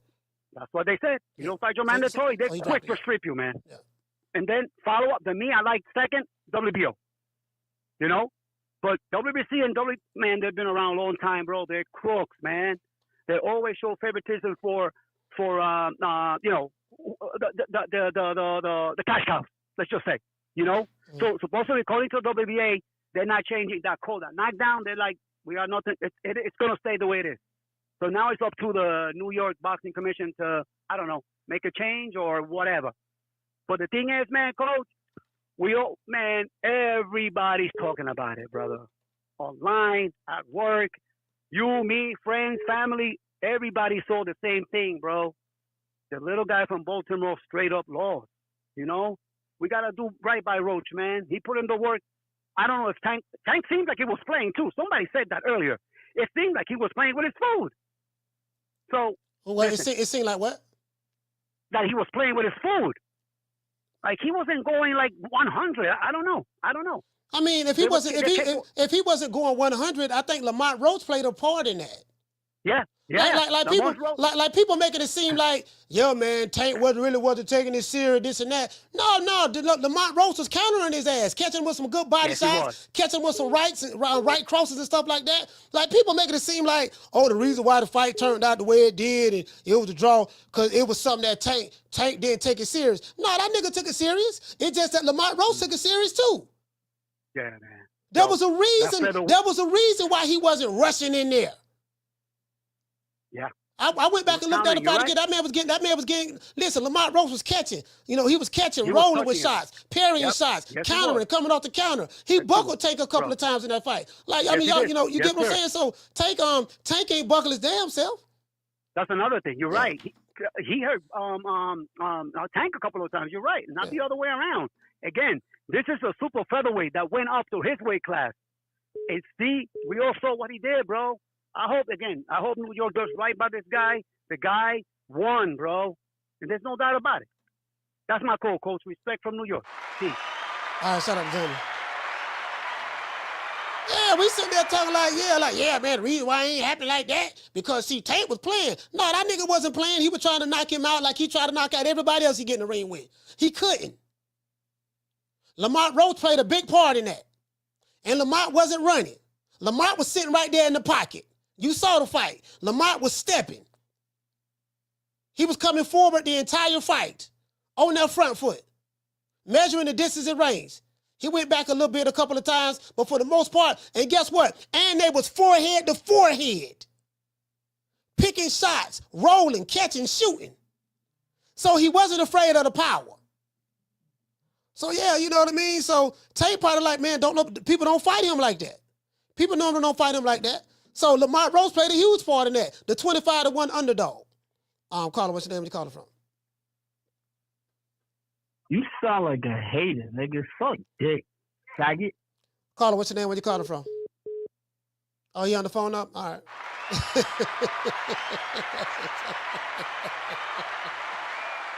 Hey, that's a taker, man. This say you sound like a hater. He mad. She mad. Hey, who that is? Hey, Raw TV, was that you? He on the phone. Hey, let's call this nigga back. Let's call him back. Let's call this nigga back. Let's have some fun with this fool. Let's call him back. I think he projecting. Let's call him back.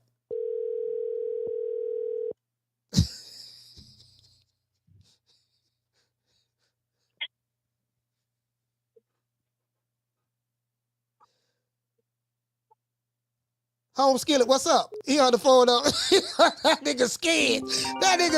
He on the phone up. He want to answer the phone. Boy, he taking many ass. Boy, y'all some scary niggas, man. I'm going to call him back. Boy, you taking many ass. Y'all some scary niggas, boy. Y'all niggas scary, dog. God damn. I called nigga back. He scared to say something. Call him, what's the name you calling from? Hey, what's up, big bro? My name Cliff, man. I'm calling out of Philly, man. You say Crush? Cliff. Okay, what's going on, brother? Calling out of Philly, talk to me. What's up, big bro?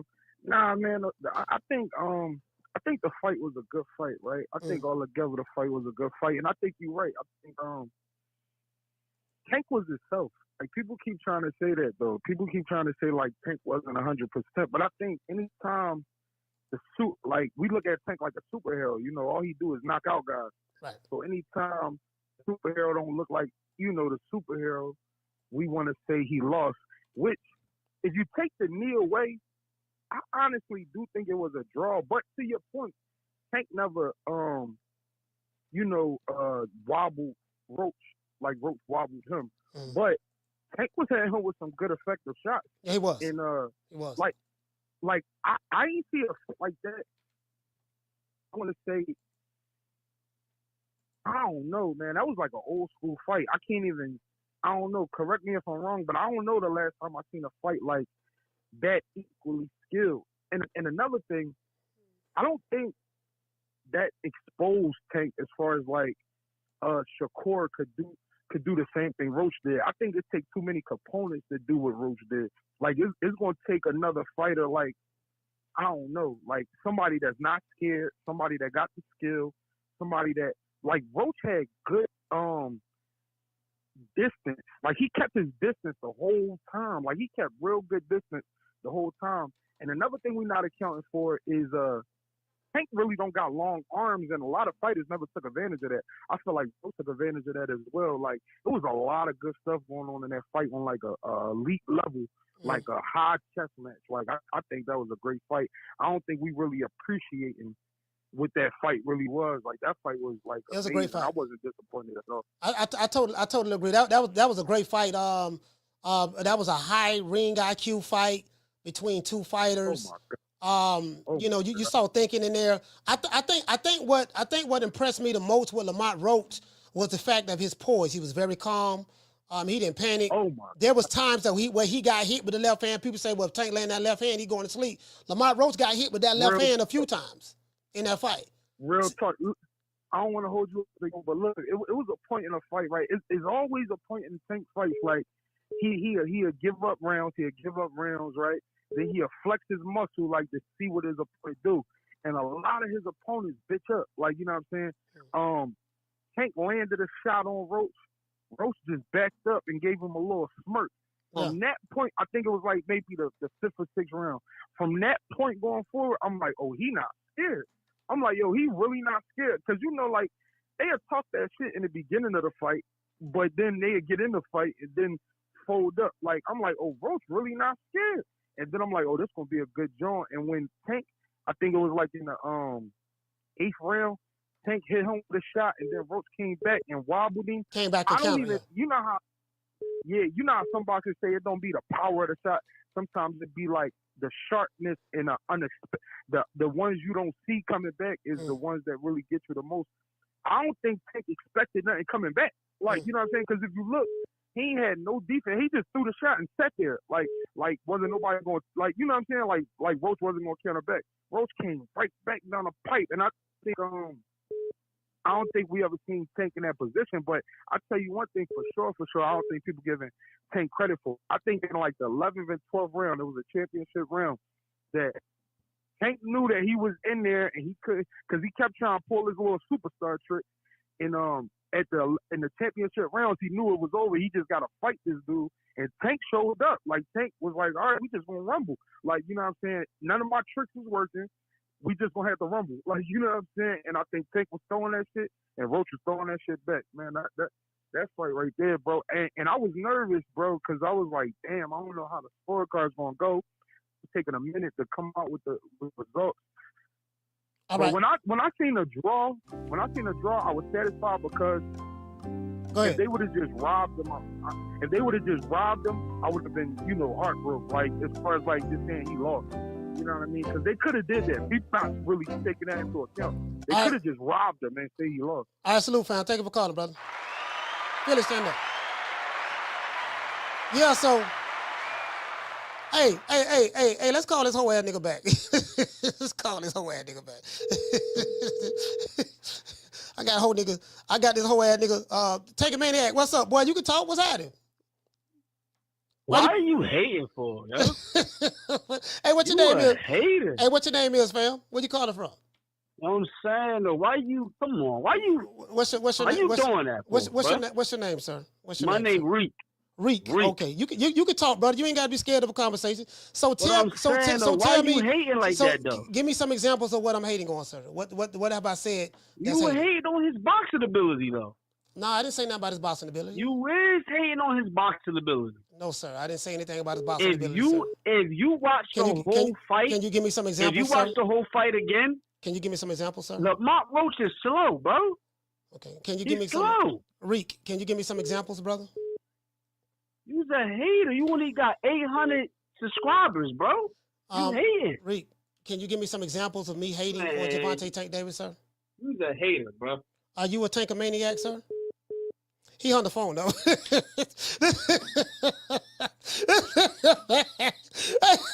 Go back. Hey, shout out to Sean from the Heights. Okay. Dropping that quarter over. Bam, double your boy. Hey, Leroy. Super chat received. Playtime's over, boy. I don't get it. The man say I'm a hater. Okay, fine, I'm a hater. Can you give me some examples of me hating? And then he don't give me no examples. You get what I'm saying? I'm like, okay, well, what? Give me an example. I'm hating on Tank boxing ability. No, I didn't. I didn't say anything about his boxing ability. We're talking about the situation that happened between the fight, the events that transpired within the fight. Can you give me some examples? He can't give me no examples. That's classic tankomaniac. I told you, these tankomaniacs, let me tell you something. These tankomaniacs are some low IQ individuals. They slow. They low IQ. You get what I'm saying? Tankomaniacs, they like that. They low IQ. They ignorant. They're not the brightest people in the world. They lack articulation. Their articulation skills. Again, like a lot of the Tankomaniac fans, like you have Tank fans, which I have a lot of friends that Tank fans. But then you have Tankomaniacs. The Tankomaniacs are the low level fan base. That's the niggas. That's the niggas in the hood, the street, this and that. Puka Ray Rays, all that stuff there. That's them. You get what I'm saying? That's this nigga right here, Reek. You know what I mean? So it is what he'll be all right. He'll be all right, brother. But anyway, Reek, you can call the show, dog. Anytime you want to call the show, man. Just whenever you're ready to answer the question, just answer the question, brother. That's all. He say estrogen levels are a bit too high. Yeah, I gotta hit him with Dr. Umar. Shout out to Janelle. Hey, okay. Dropping that quarter of a dub. He say, my brother, forgive me for the rude comment I made the other day. Bless you. So I can't even lie to you, bro. I don't even remember the rude comment.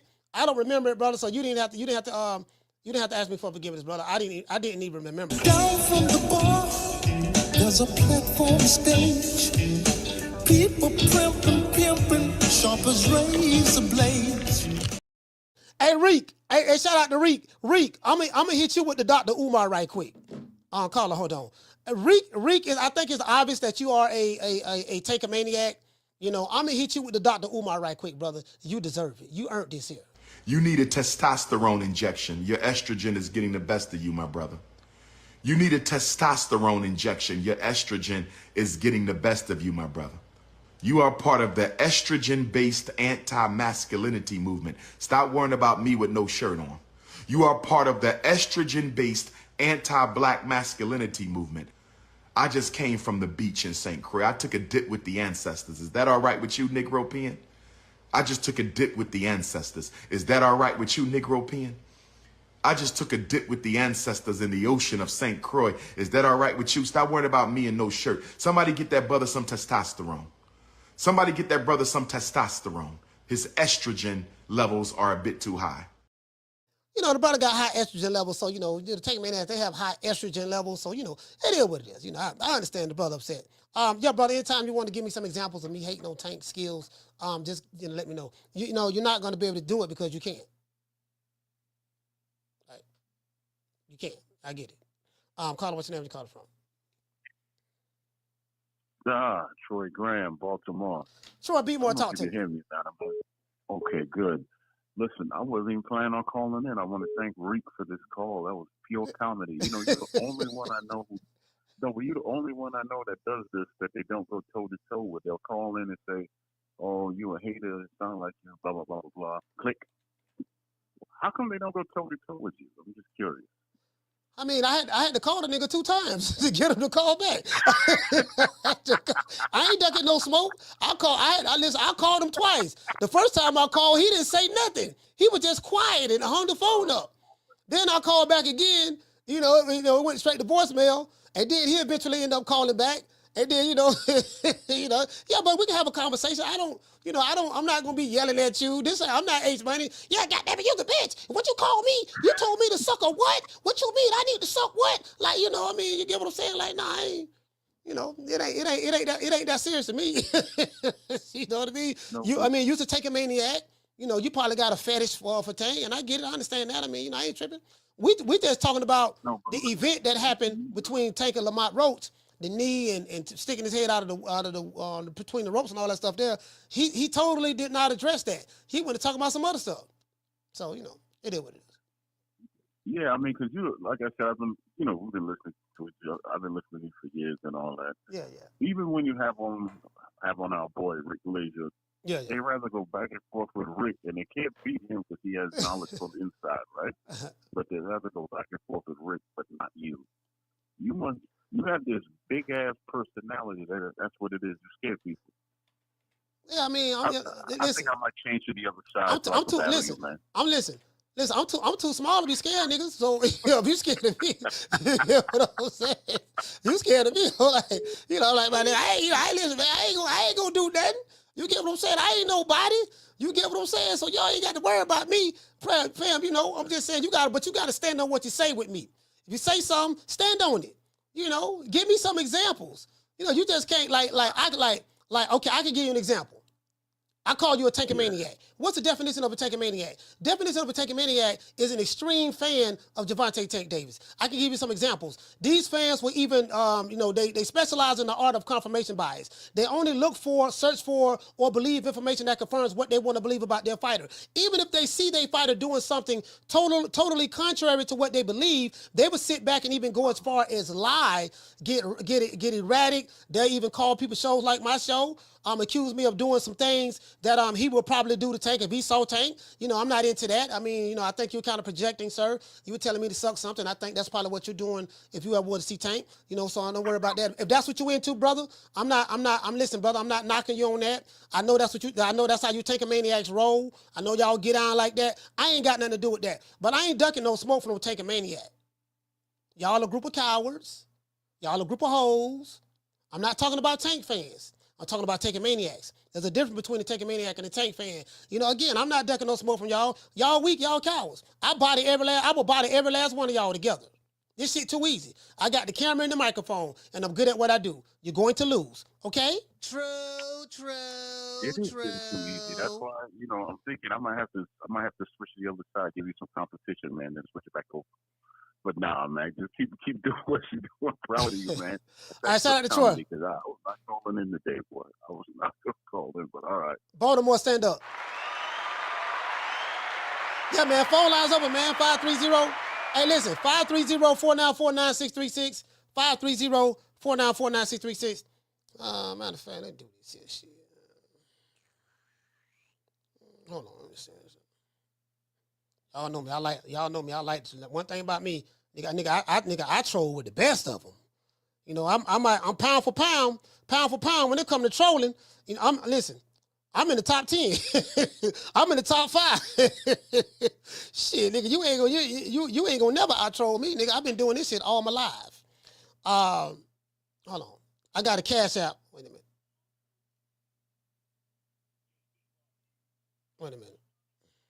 Y'all hold on. I'll call it, hold on. I got to get to the Cash App. We got a Cash App right here. Let somebody send the Cash App. Shout out to,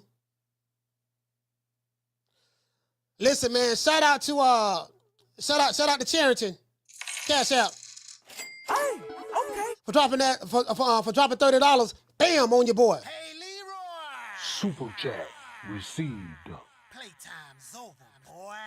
He said, Omaha, Nebraska here, always supporting TBC. Yes, sir, he always supporting TBC, man. Let's hit him with the Huggy Bear right quick. Y'all know what time it is, man. Again, man, I be dealing with these dudes with these high estrogen levels. It is what it is. Down from the bar, there's a platform stage.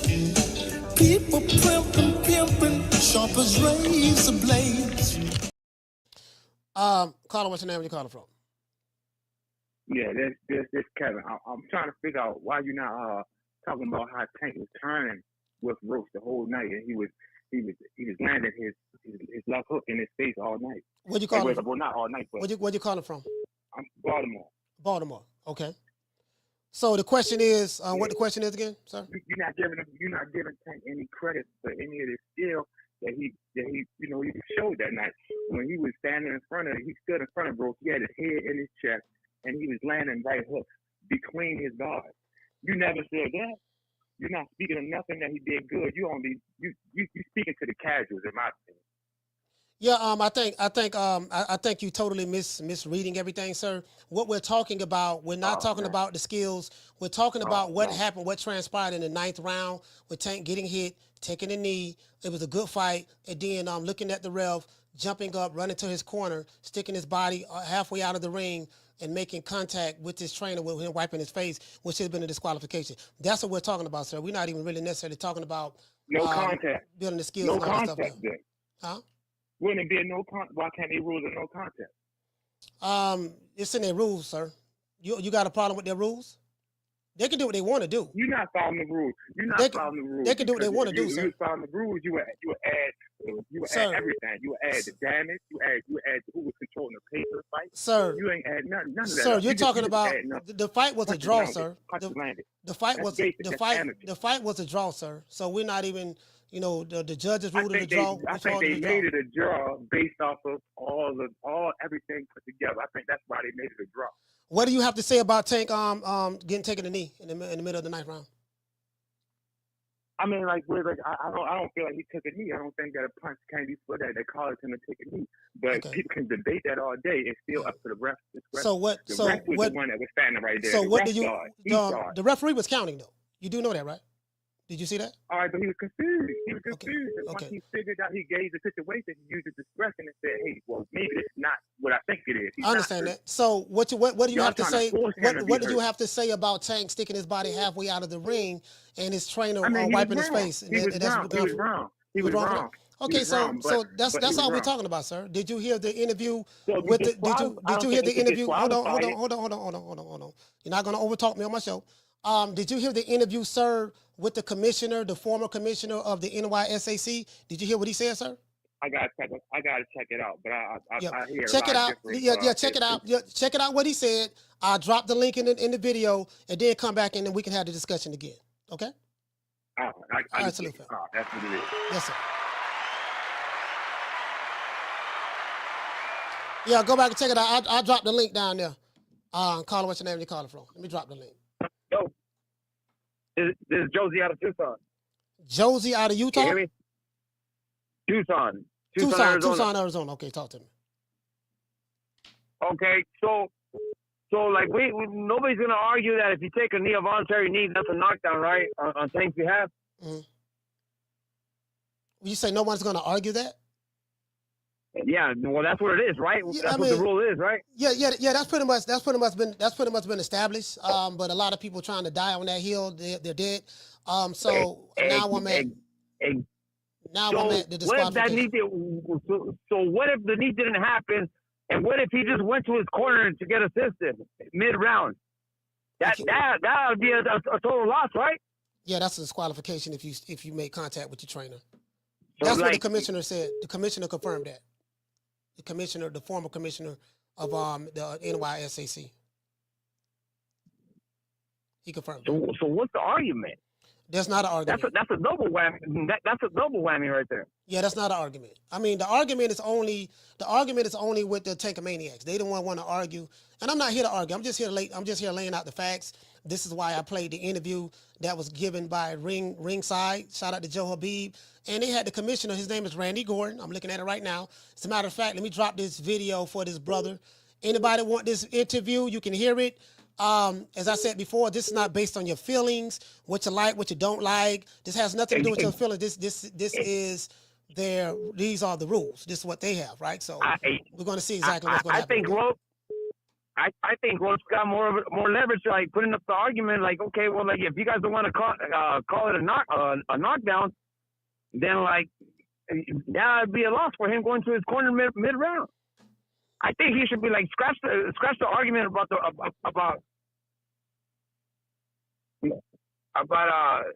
scratch me being getting the knockdown and getting the points for that. You guys ought to just, give me the win out of him getting assisted by his corner mid round. Have you been listening to my show? That's what I've been saying for the past 3 days. Oh, okay. My bad. All right. So I'm driving right now, but right on. All right. Shout out right to Josie, on, man. Thank Tucson. you. Salute, fam.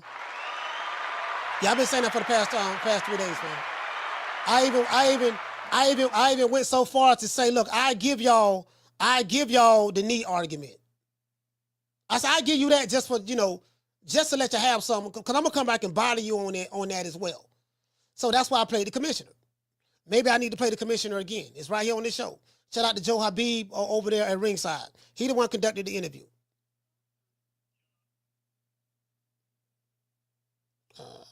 Hold on. I have 2 calls calling in at the same damn time. Y'all bear with me.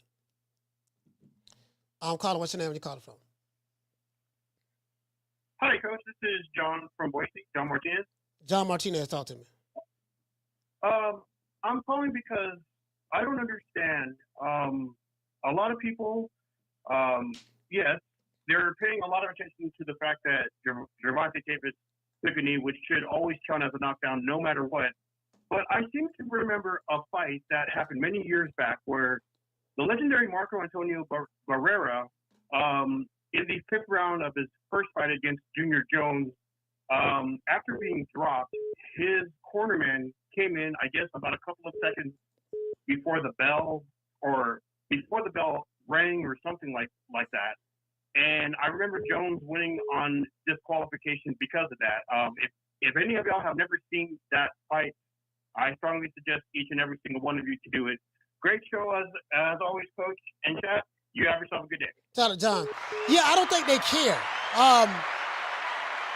I hear what you're saying. I hear what you're saying, John. The problem is they don't care. It's not about that. It's about we got to protect our guy.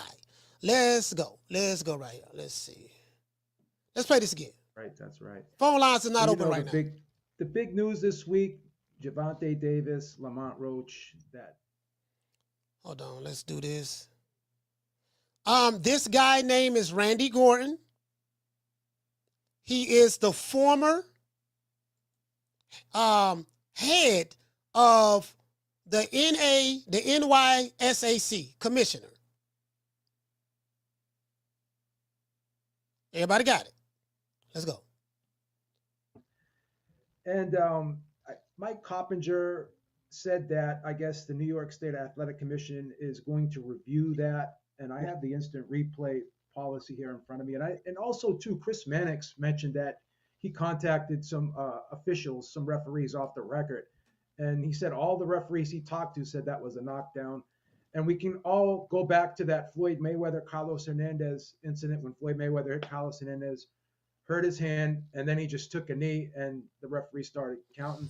So get to the point, Joe. To my knowledge, and you can correct me if I'm wrong, once a fighter takes a knee, automatically that's a knockdown. And let's go back. To my knowledge, and you can correct me if I'm wrong, once a fighter takes a knee, automatically that's a knockdown. And so he said, to his knowledge, correct him if he's wrong. Once a fighter takes a knee, that's considered an automatic knockdown. Let's continue. Where the referee just starts counting. So what are your thoughts on what you saw? And give me your interpretation on what you think should have happened. Again, this is Joe Habeeb of Ringside. He is interviewing Mr. Randy Gordon. Who is Randy Gordon? He used to be the president or the head of the NYSAC. Let's continue. NYSAC is an acronym for New York State Athletic Commission. This is for the Take Maniacs. Let's go. I happened to be there that night. I was ringside. And the moment that Gervonta Davis took a knee, you heard the shouts from all of my colleagues, "What's he doing?" I wasn't asking that. I was basically out of my seat yelling, "Knockdown, knockdown." And then it was like, count, Steve, to the referee. So Steve did count. He started to count. He picked it up at the count of 2, confirming it was a knockdown. How do we know? Because he told Lamont Roach to go to the neutral corner. When a fighter gets knocked down, for all you Take Maniacs who don't know who's slow and dumb and stupid, when a fighter gets knocked down, the referee tells the other fighter to go to the corner, go to a neutral corner. And then the referee turns around and he commits to counting. That's what he did in this case. You guys remember? Let's go. Let's count. The moment that happens, the rule is if any part of a fighter's body other than the soles of his or her feet touch the canvas, it's a knockdown. Let's see that one more time. Take Maniacs, listen very closely. Hold on, I'm not taking any calls right now. To be there that night, I was ringside. And the moment that Gervonta Davis took a knee, you heard the shouts from all of my colleagues, "What's he doing?" I wasn't asking that. I was basically out of my seat yelling, "Knockdown, knockdown." And then it was like, count, Steve, to the referee, "Willis, count." The moment that happens, the rule is if any part of a fighter's body other than the soles of his or her feet touch the canvas, it's a knockdown. Is Coach Malachi Williams saying this? No. Is Donkey Kong saying this? No. Is Joe Habeeb or what's my main man name? Bill Gates or Jay-Z or Beyonce saying this? No. Who is saying this? The former head of the New York State Athletic Commission. Why is he saying it? He's reading the rules. So, you mad at him? Let's go. If you get hit on the shoulder and you fly backwards and you trip and your butt hits the floor, it's a knockdown unless the referee says no knockdown, he tripped, she tripped. But in this case, he's going to get to it. It's considered a knockdown unless that's the hill y'all chose to die on, so you're going to die there.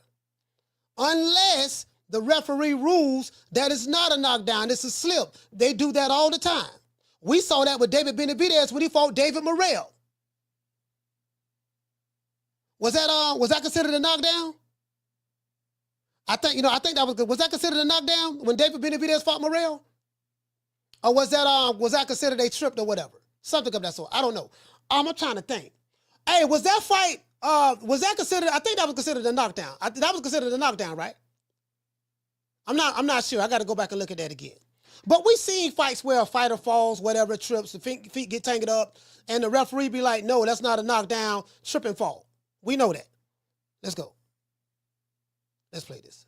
Hits the floor. It's a knockdown unless the referee says no knockdown, he tripped, she tripped. But in this case, he turned around, took a knee. First, he actually looked at the referee as if he was going to say, he looked at the ref, looked to his left, then he turned to his right and took a knee, then got up. But by the time as soon as he hit the knee, the referee appeared to make a down.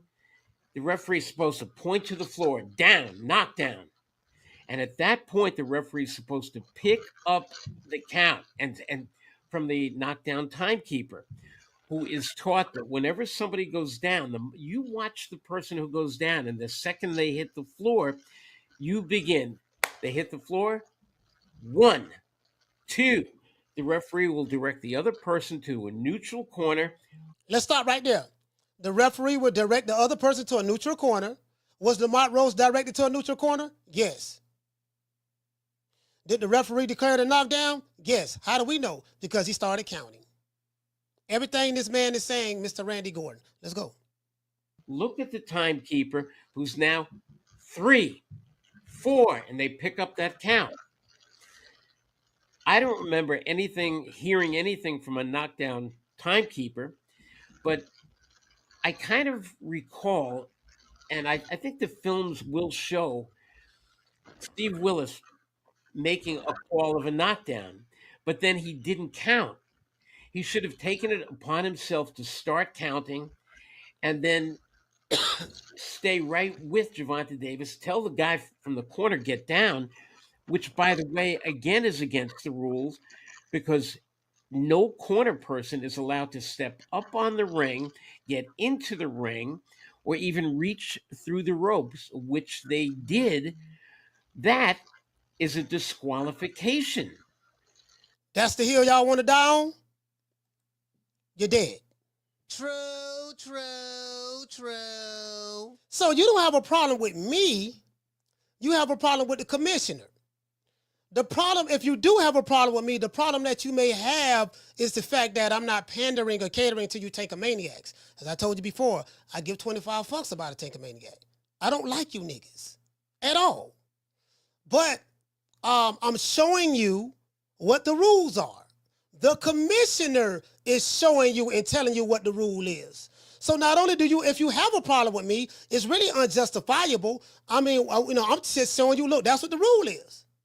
Had Lamont Roach done the same thing to Tank, if Lamont Roach had taken a knee, I'm pretty sure that would have been accounted a knockdown, especially taking a knee after a punch.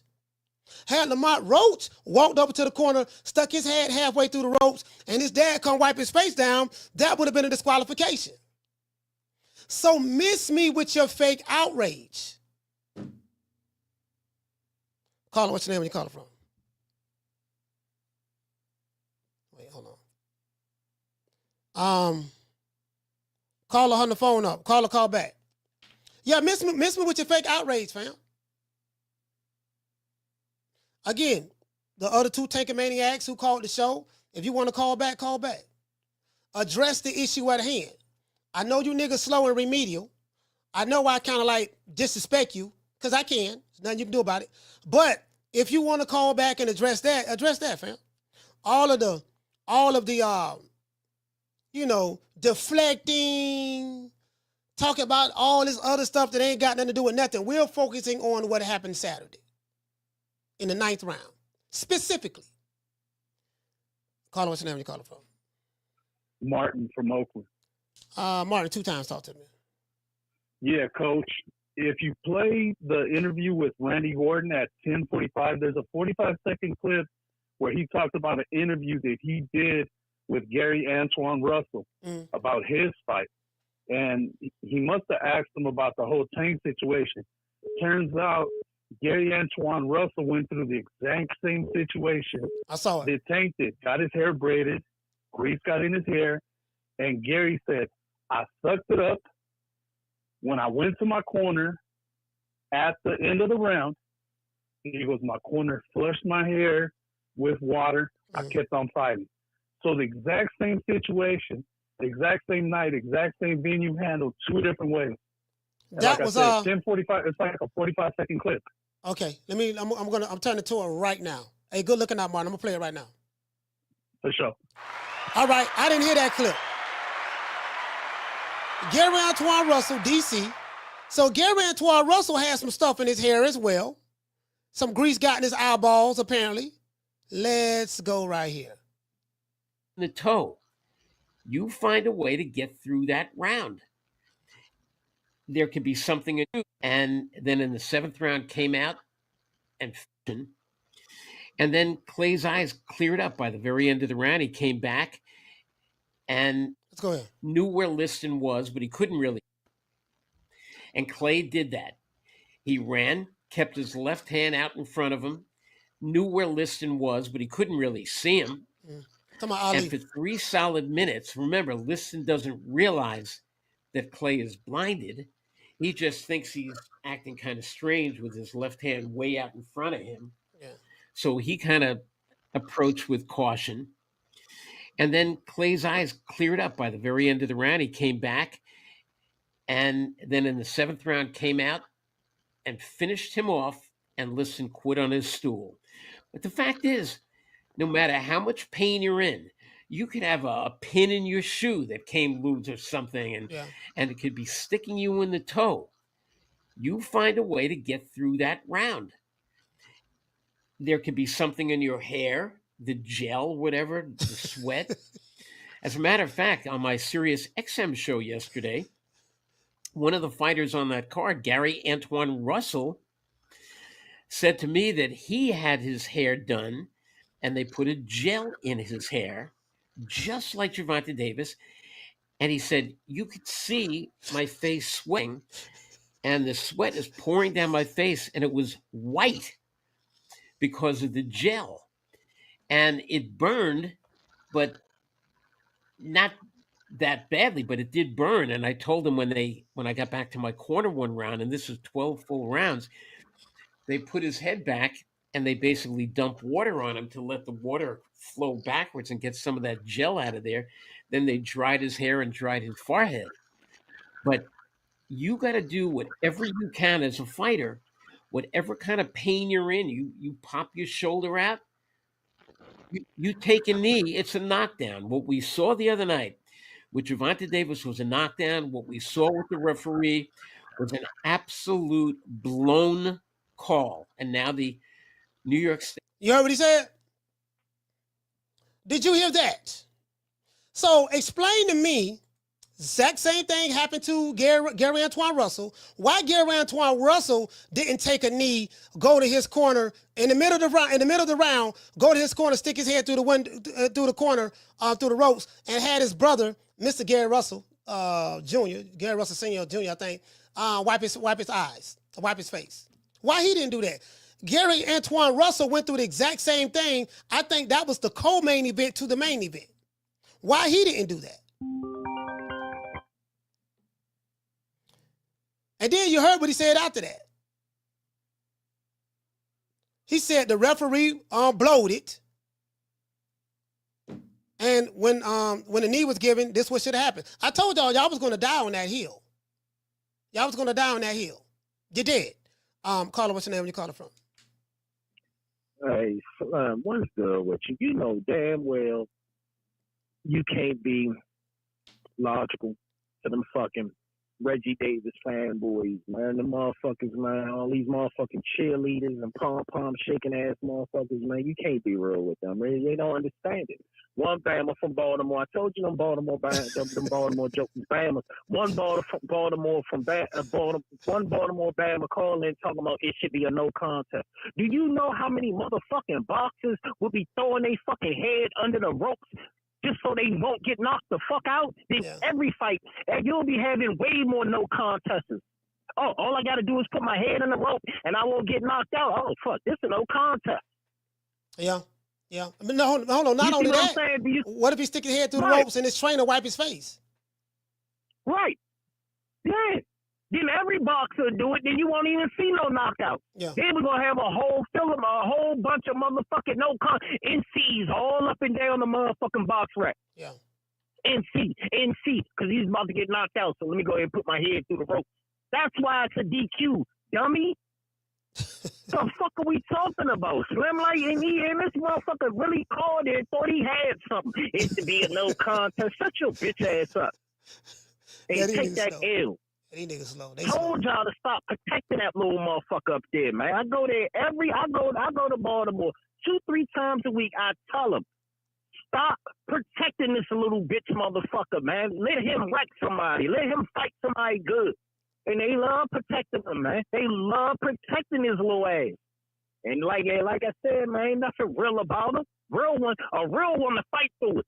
But nah, not him. He gonna take a knee and run to his corner to get his face wiped off. Hey, and Ron, you want me to believe he a real one? Did you know that the exact same thing happened to Gary Antoine Russell on that same card? I remember the fight. Yeah. No. I'm saying he said it. I think it happened at was it on that same card, right? It's on the same. I think it says on the same card or something of that sort. I'm not sure. But he said it. He said it happened. He said it happened to Gary. He said he interviewed Gary Antoine Russell, and he said the exact same thing happened to him. And he had to buy some time, and Slim, this shit happens. We seen Ali get through it. We've seen a lot of boxers go through shit, man. Yeah. But this motherfucker, for some reason, think he can take a knee, go to his corner, get his face wiped, and come back. This motherfucker called a timeout in the middle of a fucking fight. Yeah. Timeout. And go get his face wiped off in the middle of a fucking fight after you done got your ass whooped 1 through 8. And they're talking about if he would have got a knockdown, things would have been changed. Reggie would have turned it up. Nah, that motherfucker would have made more mistakes and got punished even more. Because he got punished. That fight, to me, Lamont won that convincingly. It was a good fight, though. It wasn't no wash. Yeah. But he won that fight convincingly. Convincingly, he won that fight. So I don't want to hit it. I had it, what I have it, 116, 112. That's the way I had it. That's the way I saw it. And at the end of the day, Slim, like this is the protection and all this fucking pro bono, these motherfucking booty clappers out here doing for Reggie is out of control, man. All this motherfucking pro bono work, Slim, it's crazy. I'm out, Slim. I'm out. Hey, shout out to Rob, boy. DC said, hey, you know what? Hey, I be laughing. Because Ron Boy, the only one that called, he the only one that called Tank Reggie. Dude mad at me. I'm like, dude, you should be mad at Ron Boy. Ron Boy the one called him Reggie. You get what I'm saying? DC, stand up. Yeah, you know what? I think I saw something on X, which is the app formerly known as Twitter, where Gary Antoine said the same thing, but Gary Antoine did something totally different than what Tank did. So he had some gel in his hair. The sweat mixed with the gel went into his eyeball, and he chose not to take a knee, take a timeout mid-round, and go talk to his trainer, stick his head through the ropes, and get his face wiped. He chose not to do that. Carter, what's your name? Where you calling from? Curtis from Long Beach. Curtis, talk to me. Man, I don't know why dude getting on you about not giving Tank credit. Like, Roach was the one that deserved all the credit, man. Like, he made you see a side of Tank that ain't nobody ever showed you. Like, Tank was seriously emotional in that ring. Like, I know he emotional outside the ring, but in that ring, Roach turned him into a woman. He was complaining to the ref. He was hitting with low blows. He did the little shit with the shoulder. Like, he did a lot of shit to try to take Roach off his game. And credit to Roach, because Roach stayed composed. Like, he stayed composed. I saw the shoulder. Ring generalship. And which round that was? He jumped into it. And the referee was standing right there. He didn't do anything. Yeah, I forgot what round it was, but he hit him with the shoulder. You know what I'm saying? Yeah. I think the ref said, like, hey man, don't be doing shit like that or something to that effect. But still, you know what I mean? Like, they didn't take no point away. I don't even think he warned him for a lot of those low blows. Like, he should have got a point deducted for that. And then when he seen none of that. Yeah, and when he seen none of that shit working, he tried to get in Lamont's head. Hey, they ain't gonna let you win this fight. And Lamont did what everybody else didn't do. He didn't jump in there. He didn't get crazy. He said, I'm going to stick to my plan. I'm going to stay behind this jab. Yeah. I'm going to counter. You know what I mean? Like, he stayed composed. That's what fucked everybody else up. Once Ryan went on the attack and he, started going crazy, Tank caught him.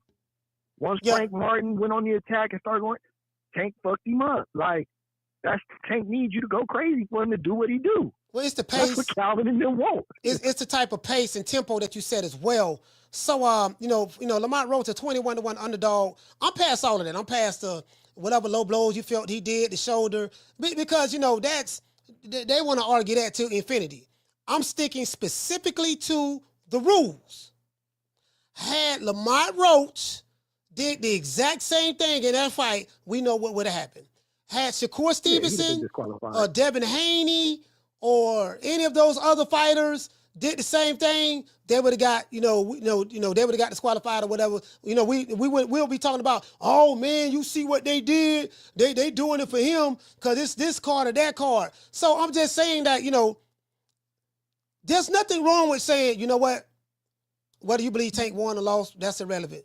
Though, you know what? That should have been a knockdown. He should have been disqualified right there. He fucked up. That was on him. That's it. Because that's the rule. That's it. There's really nothing to argue. There's nothing to argue. That's what happened. The commissioner is right here saying it. Yeah, so, man. I mean, again, man, they don't want to accept it that, man, at the end of the day, even when he took the fucking knee, he was looking for a way out. You know what I'm saying? That was probably his plan all along, was to get disqualified. Like, you could clearly see he didn't like what was going on, and he took that fucking knee. And, he took it like he was kneeling down to run time out on the clock. Like he was in the NFL or something.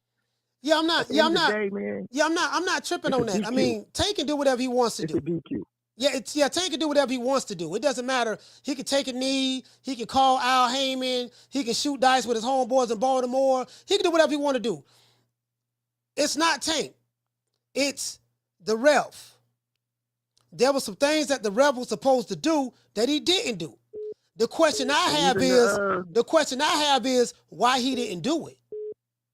And even the broadcast team, when they asked for the replay, they said they couldn't provide them the replay because of for some crazy ass reason or something. So they couldn't even look at the replay to see what was going on. So if they that was another issue with it. Yeah. So if they could provide the replay, the footage, and that's a PBC event, then I mean there was some corruption going on. The very same thing that Gervonta Tank Davis accused of Turkey Al-Sheikh doing, meaning that they corrupt over there fighting on Riyadh season cards. Well, that's why he don't want to go to Saudi Arabia. And he has a right not to want to go over there. There's nothing wrong with that. But to sit back and say that corruption only happens there, I'm like, dude, this corruption happening in boxing in America all the time. Referees are corrupt over here. Judges are corrupt over here. We see it all the time. Well, dude said about Friday. So you ain't got to go overseas for no corruption. Just watch any American fight, and you gonna see all the corruption you gonna see. Shout out to Curtis, Long Beach. Yeah. We just saw corruption. We saw corruption last Saturday. You get what I'm saying? That's what we saw, literally. So the taking maniacs want you to act like, no, you ain't see no corruption. You ain't see nothing. Let's run it back. You ain't see nothing. Like, you can deflect all you want. Deflecting doesn't change the reality of the situation. That's all I'm saying. If you want to deflect, you can. You can do that. I ain't got no problem with you deflecting. Just don't try to convince me of that bullshit, because I ain't buying it. You wasting your breath with me. You get what I'm saying? Caller, what's your name? Where you calling from? Hey, Coach, it's Tony, Chicago. Tony, talk to me. Coach, on a more serious note, I think there's an epidemic of mental illness, especially with regards to boxing. A lot of people, have the emotional capacity of kids, of a child, 8-year-old children. Children will want to twist reality so as to avoid it. They want to create a fantasy so they can avoid reality. The facts are clear. The rules are clear. You take a knee, it's a point. Yeah. You get help from your corner, it's a disqualification. These are the rules.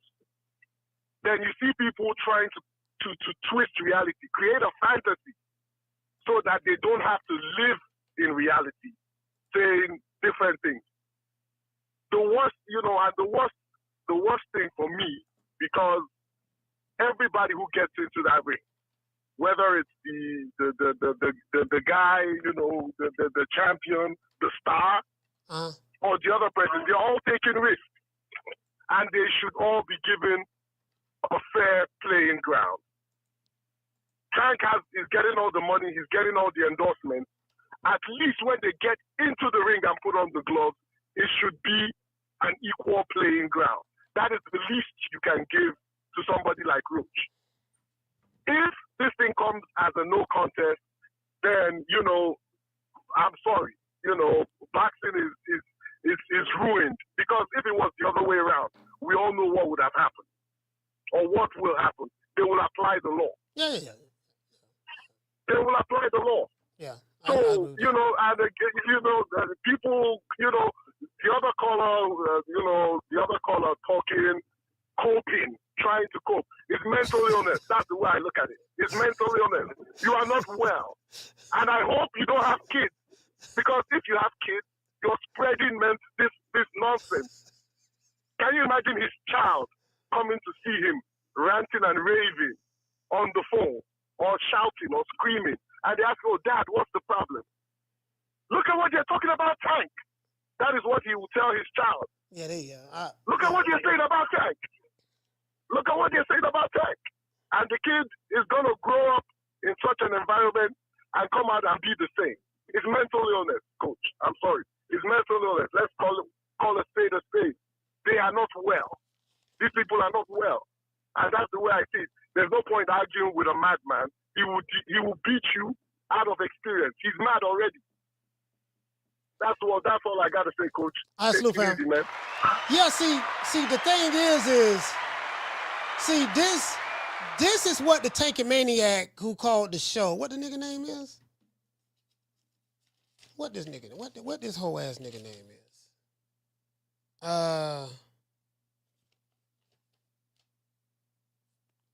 Reek and the Troll. Yeah, Reek and Troll. I think that's Reek and Troll. The two who called the show. This what they want to do.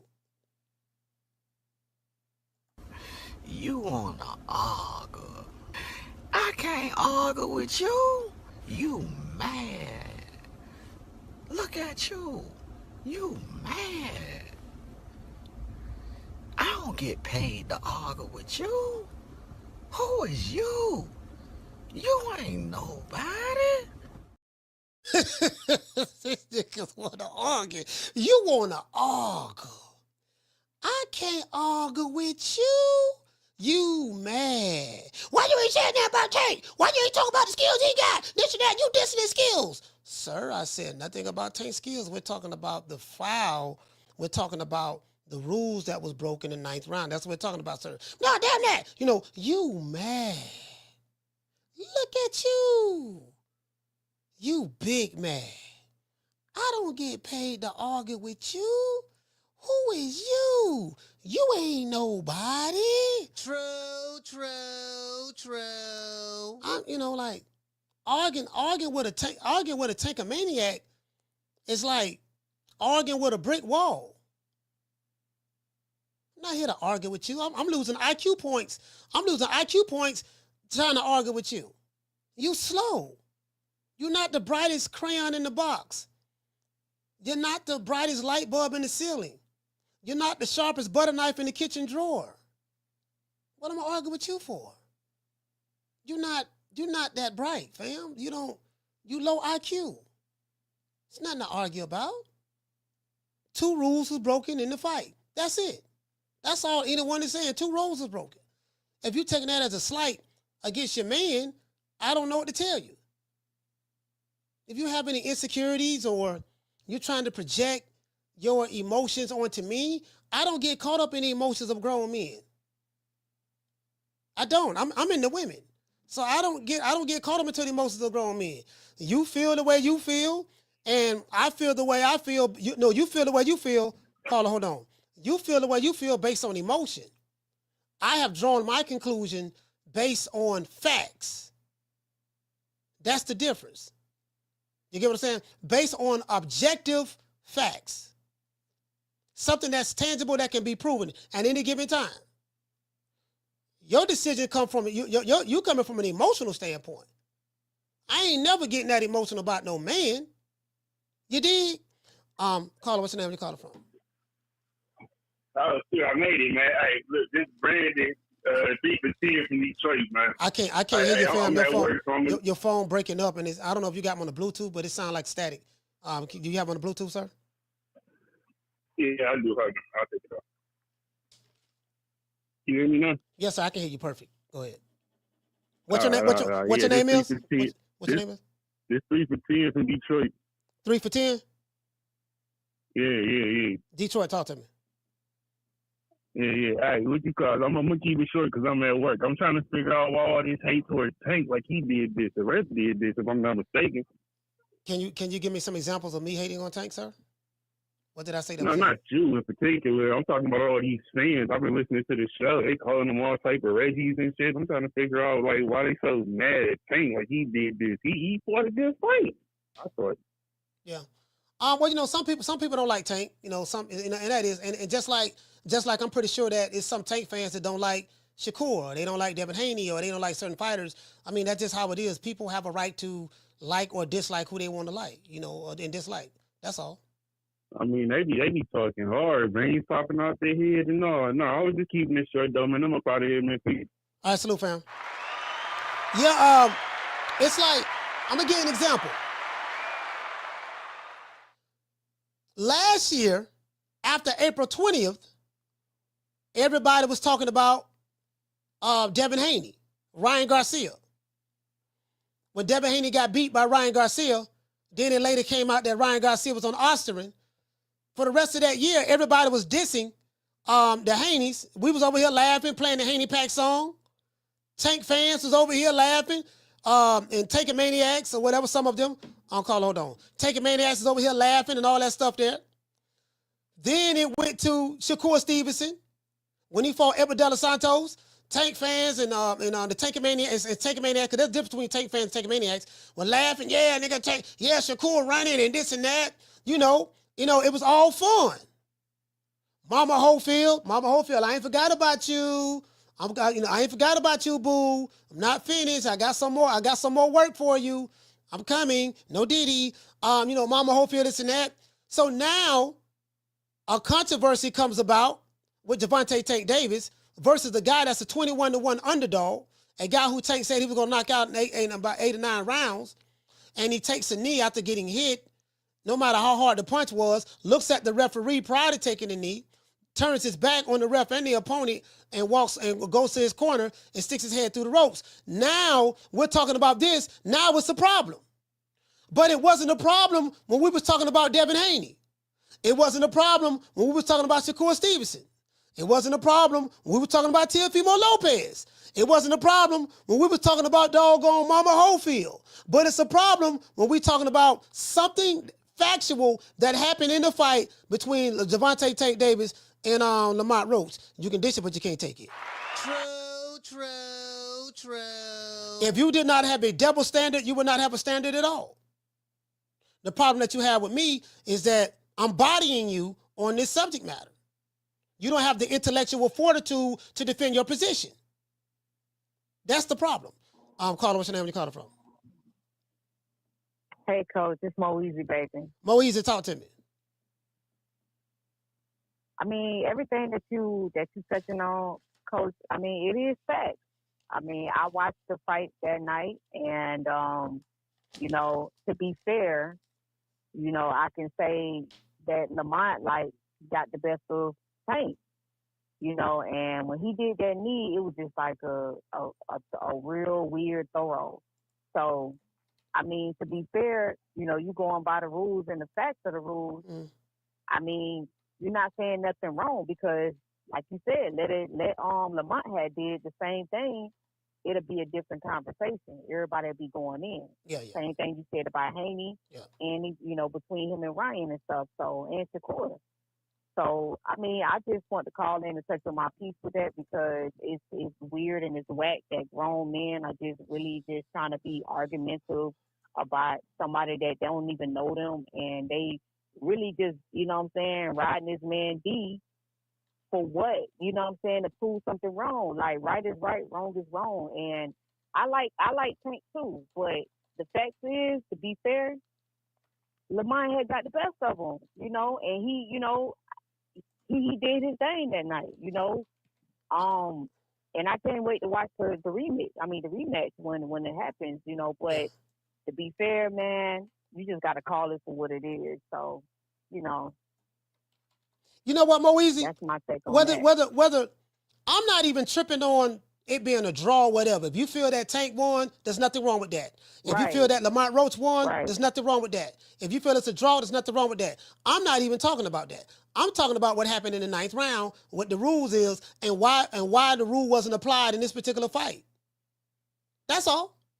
That's it. That's the question. True. You know, I mean, True. I played what the commissioner said of the former head of commission for the New York State Athletic Commission. And I'm like, okay, why this particular fight you chose not to enforce your rules? Why this particular fight the referee chose not to enforce the rules? All of a sudden, it's just too many things that happened in that round for, you know, because as I said before, and I use this as the perfect example, had Lamont Roach been the one that did that and he had the belt, or let's say he did that, and let's say Lamont Roach won via split decision. All the Tank fans, but not only that, but the Tankomaniacs, the ones who radical online, they will be saying, oh man, they cheated Tank. Man, the rules say, man, Lamont Roach took a knee in the 9th round. Man, that's supposed to be the knockdown. And then he went over to his corner and he stuck his head through the ropes and his trainer touched his face. That's exactly what they would be saying. Yeah, you know I ain't lying. Exactly. No, you're not. You're not. I mean, and that's, to be fair, I mean, that makes perfect sense. So, I mean, when that happened, like, the rules should have been, you know, applied. It don't matter, you know, if you Tank or Lamont or whoever you are, the rules should have just applied, and it wasn't. And now it pretty much just made things kind of like, you know, where it is today. So, oh man, like that's crazy though. I mean, but right is right, wrong is wrong, and facts is facts. So, I mean, Coach, you ain't saying nothing wrong, and I just wanted to touch on my piece with it and shout you out, shout the chat out, and much love to everybody. So, all right, salute. That's what it is. Shout out to Moeezy. Broward County, stand up. Yeah, I ain't, you know, I'm not even arguing about who you think won, who did what. I'm like that because that's subjective. You know, that's subjective. I'm not even talking about this, the subjectivity of the matter. I'm talking about what the action that happened and why the rule wasn't enforced. That's it. I'll call it. What's your name? Where you calling from? What's up, Coach? Yeah, caller. What's your name? Where you calling from? Oh, my name is Jay. Hey, I'm calling from Jersey. Jay from Jersey. Talk to me, fam. Yeah, I was listening to that nut. I don't know if it's you and the other guy going back and forth because I was in a barbershop. We listened to this guy talk, and he was making up all kinds of excuses for Tank. He's like, so what? It was I'm not gonna say his name, but he has a big ego. You know what I mean? This guy was like, so what if he took a knee? He's like, and then he's like having excuses about the hair situation. Like he was bringing up stuff that has no sense. I'm like, yo, take your feelings out of it. And I felt as though like he was throwing shots at you, but I was like, but look, shout out to you for being like, the king of this shit. And now you can say his name. I don't care. I don't care, fam. No, boxing ego. Like he was like, and Cats was just trying to tell him, like, we were trying to. He was kicking Cats out like this guy's a monster. She go, man. That boy, he's a monster. Listen, Coach, he's a monster. Coach, this guy was kicking people out. As soon as somebody tells him something real, we were just listening to him, and then I put two and two. I was like, oh, he's talking about Coach. I was like, oh, this guy get him out of here. We gotta get him out of here, man. This guy, these tankaholics, tankamaniacs, whatever you want to call it, like whatever you want to call it, they're out there, man. You got that, but listen, you keep doing what you're doing to step on that guy's neck, man, for real. Hey, man, I appreciate you, man. Listen, shout out to Jay from Jersey. Salute. Yeah, she go. Yeah, I can't. I can't be mad. I can't be mad because she go going out. I mean, I deserved it. I dissed she go. I dissed her. I dissed her. You get what I'm saying? And one thing about the coach, if I dish it, I can take it. I dissed she go. So if she's on her platform, like I'm on my platform, and I'm dissing her, but I'm openly dissing you, she go, but she sneak dissing me, I can't get mad at her for that. I mean, it was warranted. I probably deserved it. Again, I just pointed out the fact that she go writing love letters to Tank. So this ain't about boxing. This nigga's in love. And he's in his 40s, lusting over a guy that's in his 30s. He wrote this love letter. It's so beautiful. Y'all want me to read it? Okay. Gervonta Tank Davis is everything these boys want to be. LOL. A star with spotlight. Check. Makes the most money in class. Check. Knockout artist. We'll put you on a poster. Check. Trendsetter. What do you mean by that? Chrome hearts, braids, leg tacks, etc. Got his own style. Check. Exciting to watch. Check. Really from the trenches. Good Marvel Origins backstory. Check. Loyal to the same people he came up with. Check. Most talked about. Check. He definitely is the most talked about right now. I totally agree with that. True. So I just pointed out the obvious. I'm like, oh, his motivation, he's in love. And again, if you in love, if you in love, nothing wrong with that. I hope y'all make it last forever. If you ever meet Tank and, you want to do the doo-doo brown for him or whatever, and he like it, I hope everything work out. This America, hold on. This America, you can love who you love here. But I just want to point out the obvious. She go, this ain't about no boxing. You in love. You's a male groupie. You are a Take a Maniac YouTube channel, and you are a male groupie. You did the same thing to Wilder. You ate him up all the way down to the base. You do the same thing to Errol Spence, ate him up all the way down to the base. Didn't have nothing showing, all the way to the bone. And you're doing the same thing to Gervonta Tank Davis. That's what you do. And you said that you take pride in it. One thing I will say, at least you are proud of your job, sir. This is what I do. I don't have no problem bodying these niggas. They can't fuck with me. I have no problem with it. You get what I'm saying? So I just called that out, sir. That's it. You in love, you in love. Do your thing, boo. Carla, what's your name? Where you call it from? Hey Mo, let me run back real quick. Fuck Siegel. I ran down on that sucker at the Crawford Benavidez fight back in Omaha. Fuck him. He's a sucker. He's been a sucker. I told you that when you first you told started that your shit. I told you these bammers are suckers. I've been consistent, and that motherfucker talking about calling him Reggie. I've been calling Reggie for years. You just party to the party, motherfucker. He Reggie because he a regular motherfucker. That's all he is. He God to y'all, but he's regular to us real ones. That's why I call him Reggie.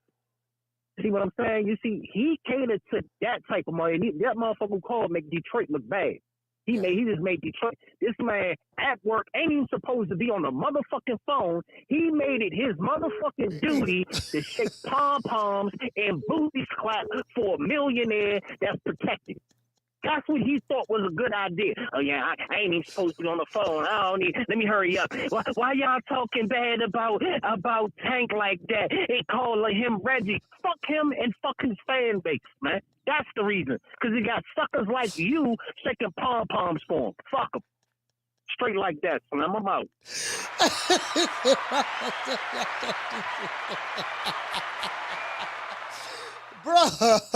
Bro,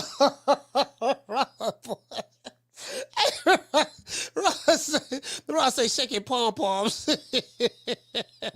Rob must say shaking pom-poms. He killing me with that shit. Hey, you know what? Them DC dudes. Hey, them DC.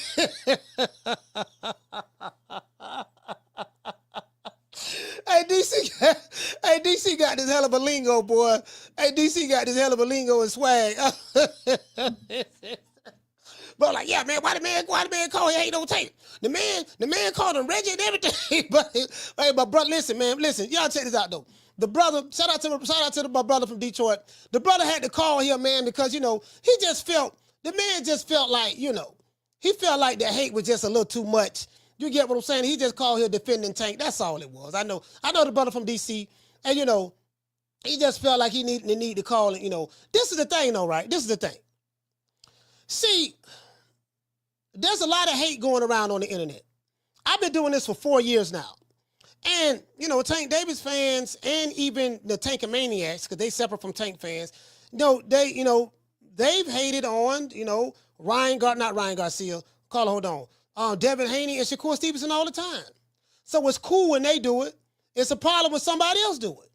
Like, if you want to hate on somebody, no problem. We know a lot of Tankamaniacs, they hate Devin Haney and his fans. They hate Shakur Stevenson and his fans. Nothing wrong with that. I like to hate myself. I like to hate. It's fun. Shakur fans probably don't like Tank Davis, and they don't like Devin Haney fans or Devin Haney. Nothing wrong with that. Devin Haney fans, they got boxing communities. Devin Haney fans, they don't like doggone Tank and Tank fans, and they don't like Shakur and Shakur fans. So all fan bases hate on each other and hate on the fighters. That's what they do. The problem I have is you can't dish it and then complain when it's time to take it. It was all good when we was playing the Haney Pack song. It was all good when we were showing Shakur running from Evan De Los Santos. It was all good, when you show another fighter that you don't like or Tank don't like. But then now people looking at, hey, this what happened in the 9th round. This what should have been called. This what wasn't called. People feel that the fight was fixed. Now you got a problem. So that tells me that you can dish it, but you can't take it. You the last call. Caller, what's your name? Where you calling from? Justin from Cleveland. Justin from Cleveland, talk to me. Man, yeah, everything you saying, man, is 100% right. Regardless of who won the fight, of course, I think Lamont won, but I'm a Tank fan. But if you go back, I need you to go back and watch it on TikTok. You can go, wherever you can find, he kneeled. Uh-huh. When he kneeled down and went to the corner, they wiped his forehead off, not his eye. Mm. And he got back in the ring and was like, what? He started arguing with the ref. I want you to go back and watch it. I need you to talk about this. They did not wipe his eye out. He said it was grease coming down in his eye, and it was burning.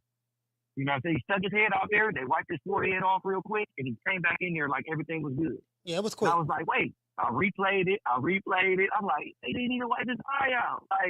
So it's just a BS going on, man. I just want to tell you, I appreciate you, bro. You always keeping it real.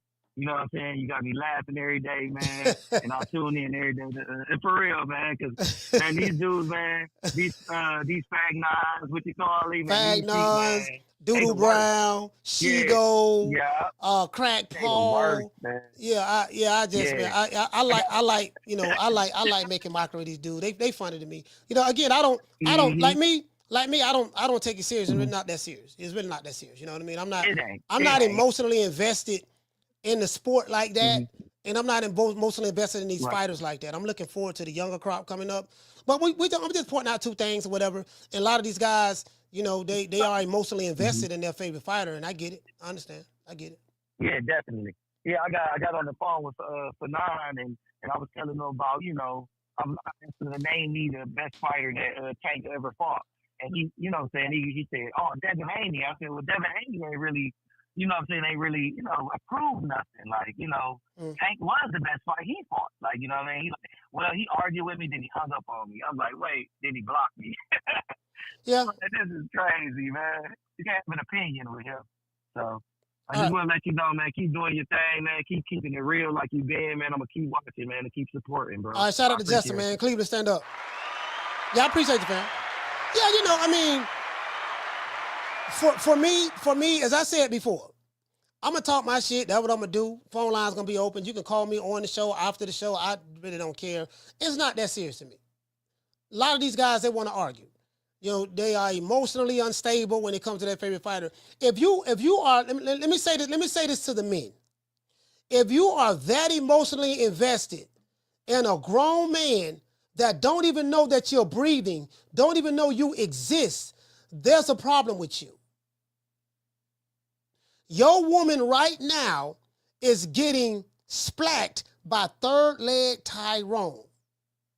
And you're not even mad that she's telling you she finna go out on a date with third leg. You rather want to argue all day about another man that's a multimillionaire that's flying through the sky in a private jet that don't even know you exist. There's not a man that I'm that emotionally invested in that's going to make me get out of character like that. To that degree.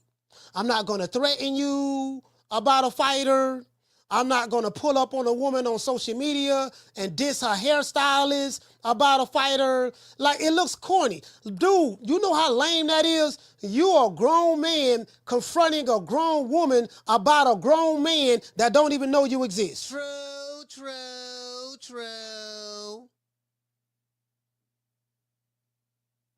Deflecting doesn't change the reality of the situation. Those are the facts. It doesn't change the reality of the situation. They never address the subject matter. They talk about the Care Bears. They talk about Rainbow Brides. They talk about his braids. They talk about his veneers. They talk about the leg tattoos. They talk about all that other stuff. They never address the subject matter. You're remedial. You're slow. You're not that bright. And I'm just pointing out the obvious. Can we please stay on subject matter? I played for you what the commissioner said. The commissioner of the New York State Athletic Commission. Instead of you saying, you know what, if that's the rule, y'all right, you're right about that. You want to argue the truth. You want to argue the facts. I don't care who won the fight or whatever. I'm telling you, this what happened, this what should have happened, according to the rule. You're saying, forget the rules. That's my favorite fighter. Why you hating? True. Why you hating, dog? Man, you hating. I don't like you. Sir, I don't care if you like me or not. You're watching me. You hate me so much that you watch me every day. I'm starting to take a maniacs. You hate me so much that you watch me every day. Literally. So do you hate me or do you like me? Or is it just hate watching? Either way it go, it's to say it all add up. Phone number gonna be there, 530-494-9636. When we go live, I answer all calls that I can because there's a lot of calls be calling at the same time. And I'm here for it. Just when you call the show, keep your emotions in check and intelligently articulate your position. Because I'm going to always come back to the subject matter. I'm not going to deter from that. I'm going to come right back to what we're talking about.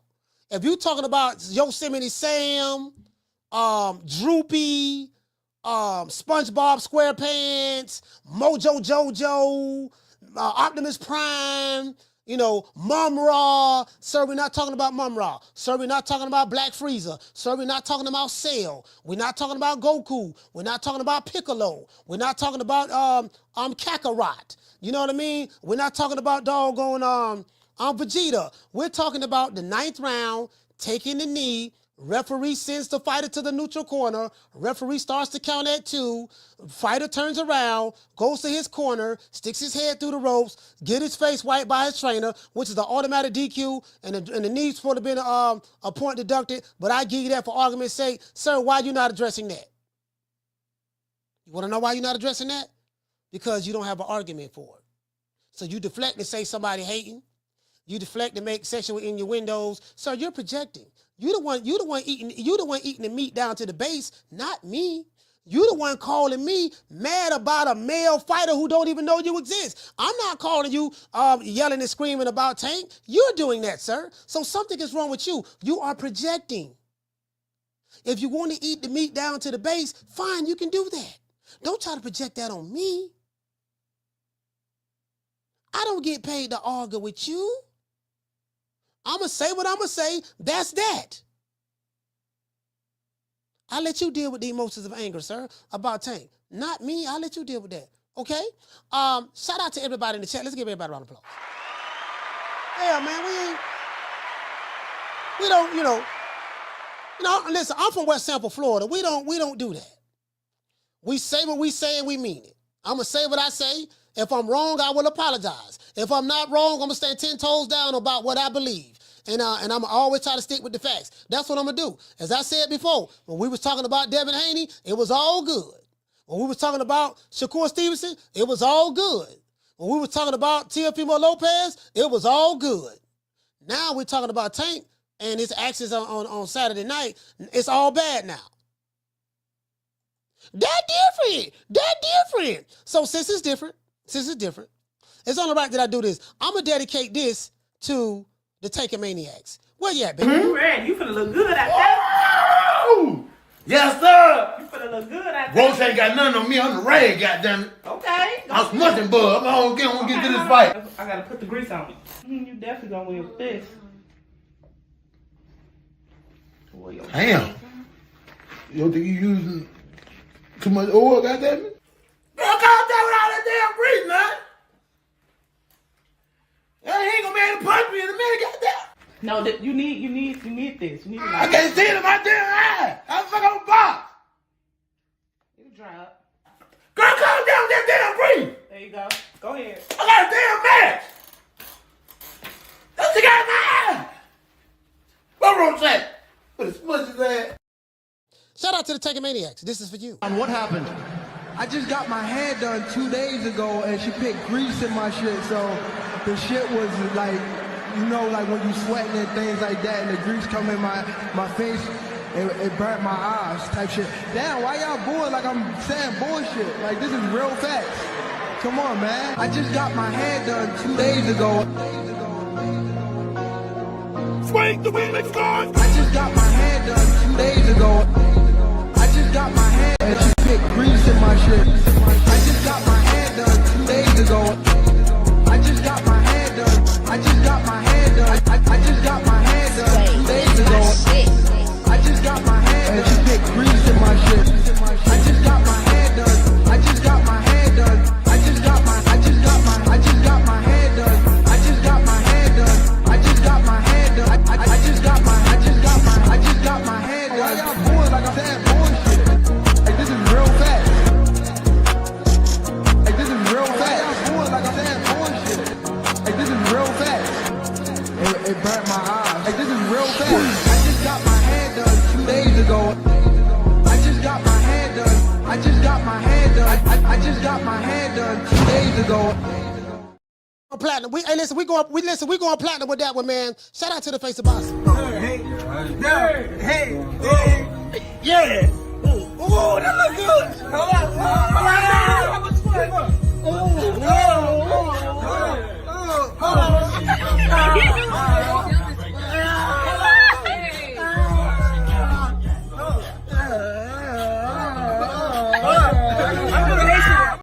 Man, shout out to the Cash Apples and Super Chatters. Shout out to LJ Wright. Okay. Dropping that quarter of a dub. LJ said, Coach, I tried to call today because I was going to stand on that other caller from earlier.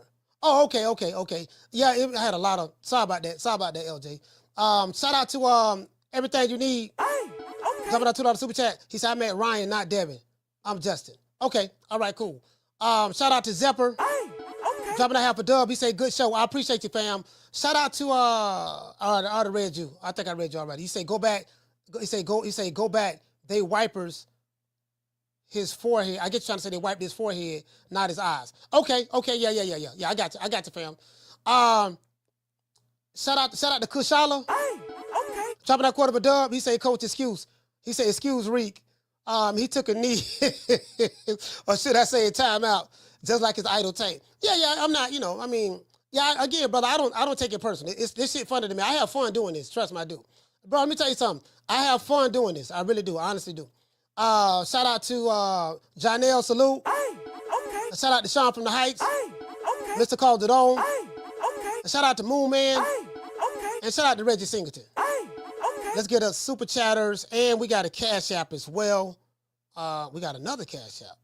Let's see, we got another Cash App, or we have a, let me see. Yeah, shout out to, shout out to Carrington. Let's get him a round of applause. Cash App.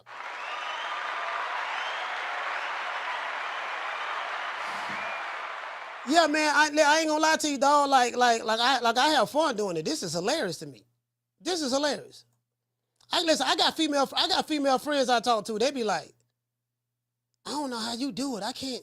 These men are that emotionally invested. I say, man, boxing is something else. When I started this boxing podcast, I had no idea it was like this.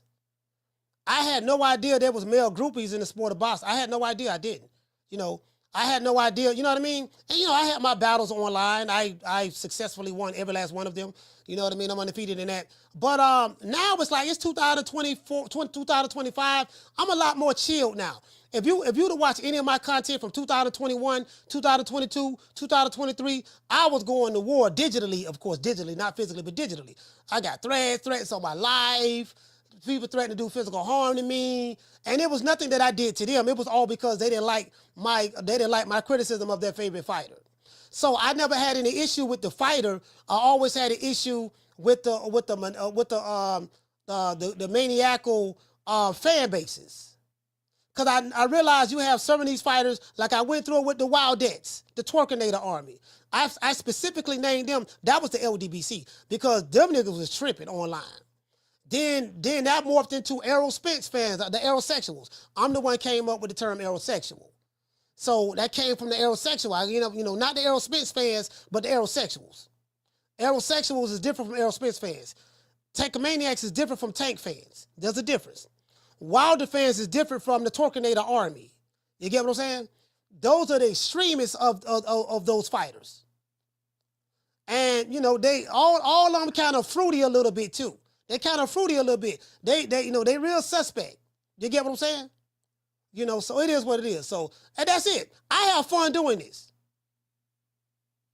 I really do have fun. I do. I have fun doing this. Like, this shit is fun. To me. You get what I'm saying? So, and we're going to continue to do it. As long as I know that I can rent space in your head and control your emotions, I'm going to continue to do it. You dig? It is what it is. Shout out to all of the sisters out there who looking for a good man. I got somebody for you. Dr. Umar, talk to him. And by the way, ladies, and I'm telling you the God's honest truth. By the way, ladies, I'm telling you the God's honest truth. By the way, ladies, I'm telling you the God's honest truth. I had a dream, and spirit confirmed to me in the dream that I'm supposed to have 2 wives. And since it came to me in my dream, it is official and it is authentic. It was approved by the heavens. They will not be the same complexion, because I don't want to be accused of being a light-skinned supremacist or a dark-skinned supremacist. See, I realize a lot of these niggas suffer from gooch grease. We're going to talk about gooch grease again. Not today, but we're going to talk about it again. Gooch grease. They suffer from a sad case of gooch grease. Literally. You need some help. You crazy as hell. Okay? Talk to him. Let me address something to some of the haters out there about me. Y'all can kiss my ass. Twice. What I'm not going to do is argue with a male groupie about another man. We're not going to do that. You wanna argue? I can't argue with you. You mad. Look at you. You mad. I don't get paid to argue with you. Who is you? You ain't nobody. Shout out to the Birdman. Nigga, when my name come up, respect it. Let's go. Stop playing with my fucking name. I'll drill y'all. Stop playing with my name. I ain't gonna say it no more. Put some respect on my name. Plead the fifth sometimes. I plead the fifth. I plead the fifth. 5, 1, 2, 3, 4, 5. Anything you say, fifth. Go ahead, ask me a question. Did you? Fifth. These niggas talking like we talking about Rocky Marciano. What about Rocky Marciano? Oh, there they go. There they go. Every time I start talking about boxing, a white man got to pull Rocky Marciano out their ass. That's the one. That's the one. Rocky Marciano. Rocky Marciano. Let me tell you something wonderful. Rocky Marciano was good, but compared to Joe Louis, Rocky Marciano ain't shit. He beat Joe Louis's ass. Sometimes you got to hit these male groupies with the quarter blood technique. I am a chain belt in Kung Fu. Bruce Lee was my teacher. Watch this.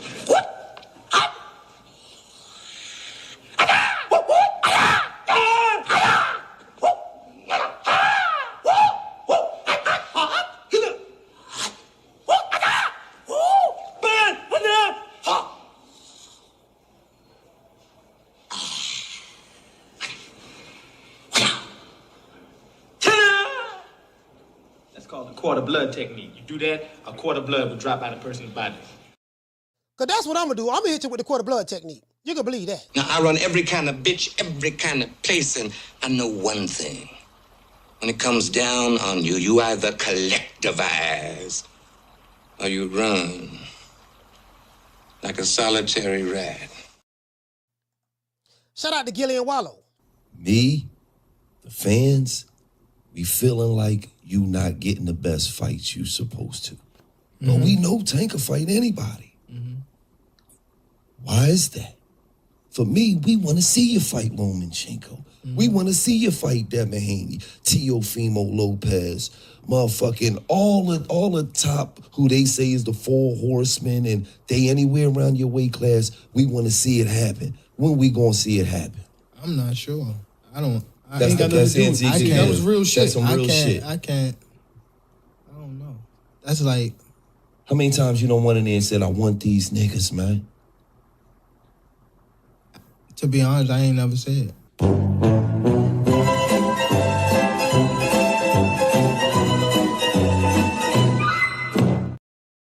Shout out to AB. Shut that soft ass shit up. And the best man Shut to win. That's some soft ass shit. Shut that soft ass shit up. All that soft talking. I know you can do it, man. You got to, man, shut that soft ass shit up. We did this for the hood. I want to thank the whole hood who came out here. I love y'all. I did this for the hood. Y'all know I beat that boy. And if you are a Take a Maniac and you don't like Coach Malachi Williams, I have a PSA message for you. Don't ever come by here. Okay? But I know you will. You will be back tomorrow. I can guarantee that. Shout out to Booker Ray Leonard, to all of the lovers and friends out there. Make it last. Make it last forever. Don't let I love you.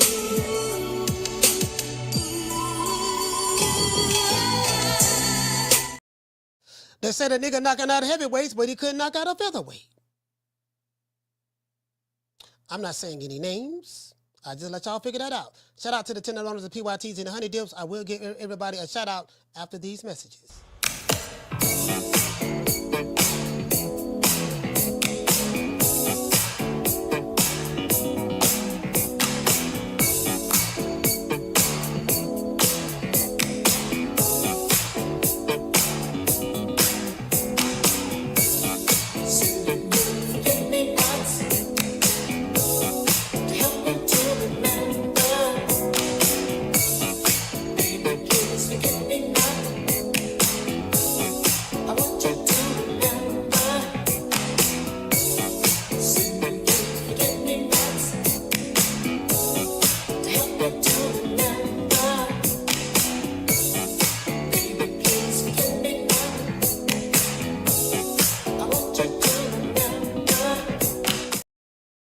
Shout out to Miss Connie. Hey, okay. Let's see what we got. Let's go over here. Let's go to everybody.